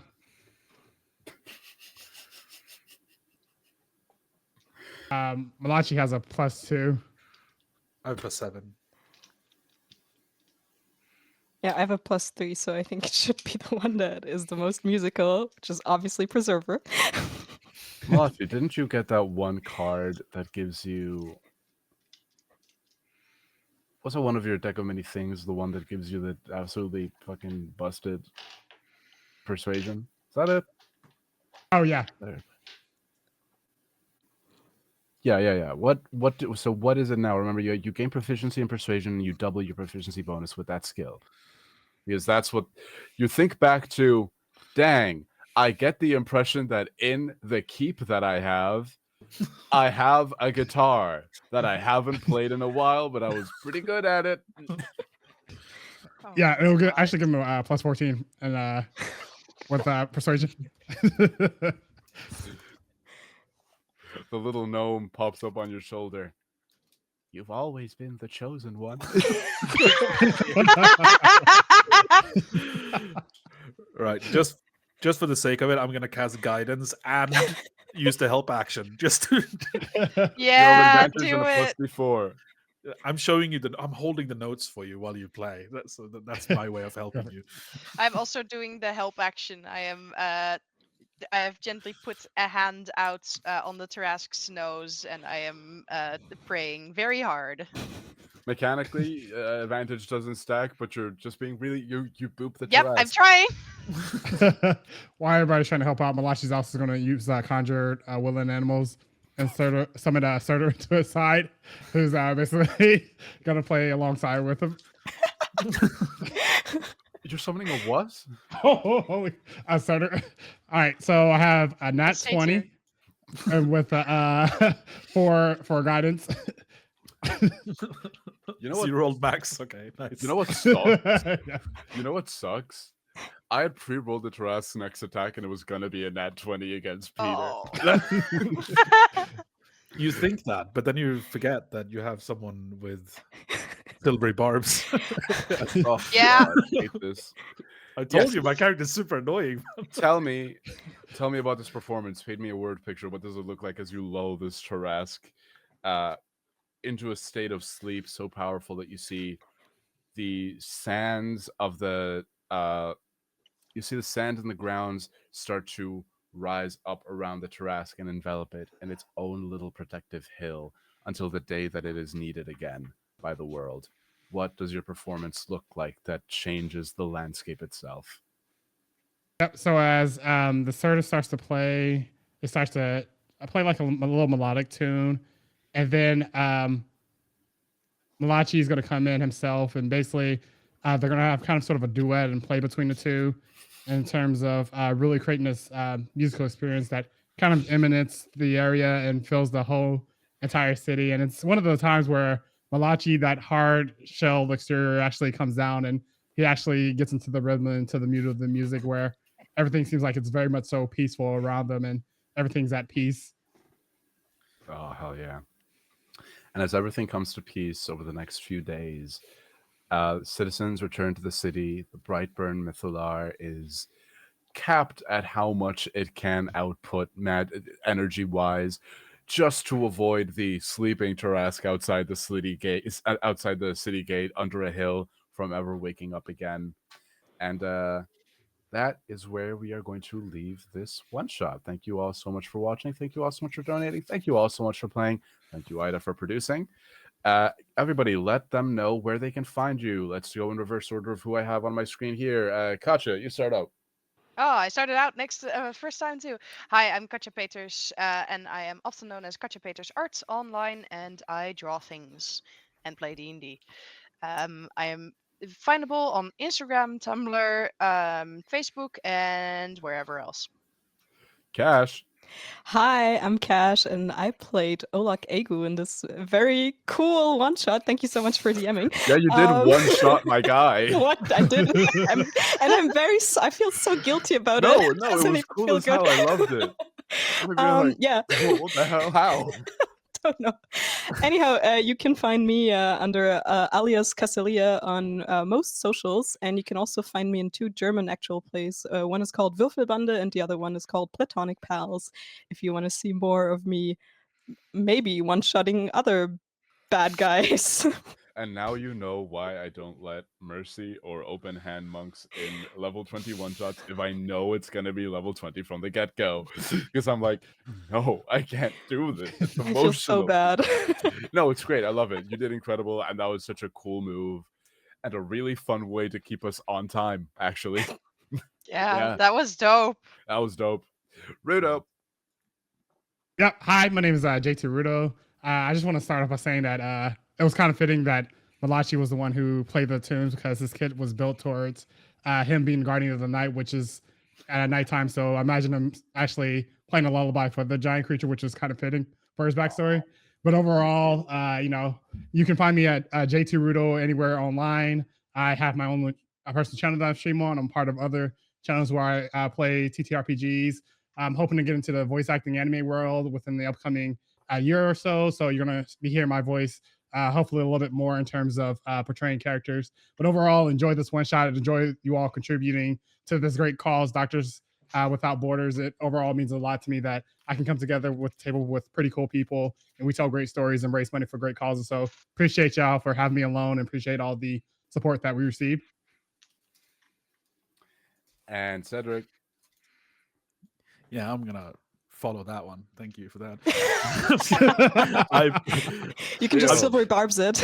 Yeah, actually, edit that out. Let me go first. Okay.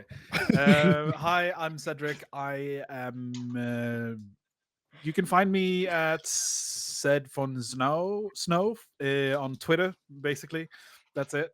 And I am not in any other currently because I'm working on my other things. But if you follow my Twitter, you can maybe see what that is. I'm a writer, a world builder, GM, whatever. And it's been a true pleasure and honor to be part of this cause and this one shot and with a fantastic cast and an incredible GM and the production staff. Unreal, all of them. So big shout out to them and the organizers of this whole thing. Thank you, production cast. Thank Yeah, you to thank you. everybody behind the scenes. Thank you, especially to the Roll for Good team. And my name is Apollo. I'm just a little guy. I'm the littlest, shortest little guy you've ever met. You can find me online at Tall Nerd Apollo. The tall part is a lie. You can find me online at Tall Nerd Apollo. I do cosplay. I do voice acting. I do TTRPG performance. You can find me weekly on the Misadventures League playing Vampire the Masquerade, or bi-weekly on Hearthfire Tales playing the Wizard of Wildspace, which is a Spelljammer Wizard of Oz pastiche type game. A lot of fun. My dad got kidnapped, and I'm sad about that. Beyond that, yeah, you can find me on my own channel. Will I be streaming again? God, who knows? I hope. I'd love to. Please let me know if I am. But again, thank you so much, Roll for Good, for having me. This has been an incredible game. This stat block really just this whole one shot was just the idea of Kaiju Tarask, and I love to be able to bring that to the table. Thank you, Aida. Thank you, B. Thank you, everybody. Thank you, everybody who donated. We raised, guys, we passed the overall goal. That's incredible. Thank you all. That could not have been done without you guys. The money will go to Doctors Without Borders, incredible foundation, incredible charity. So I'm going to keep saying thank you for the next hour or so. Keep rolling. However, if you're interested in more Roll for Good goodness, up next, I'm told that we have a Roll for Good AMA. But we will see you in another time. Bye-bye. Bye. Bye.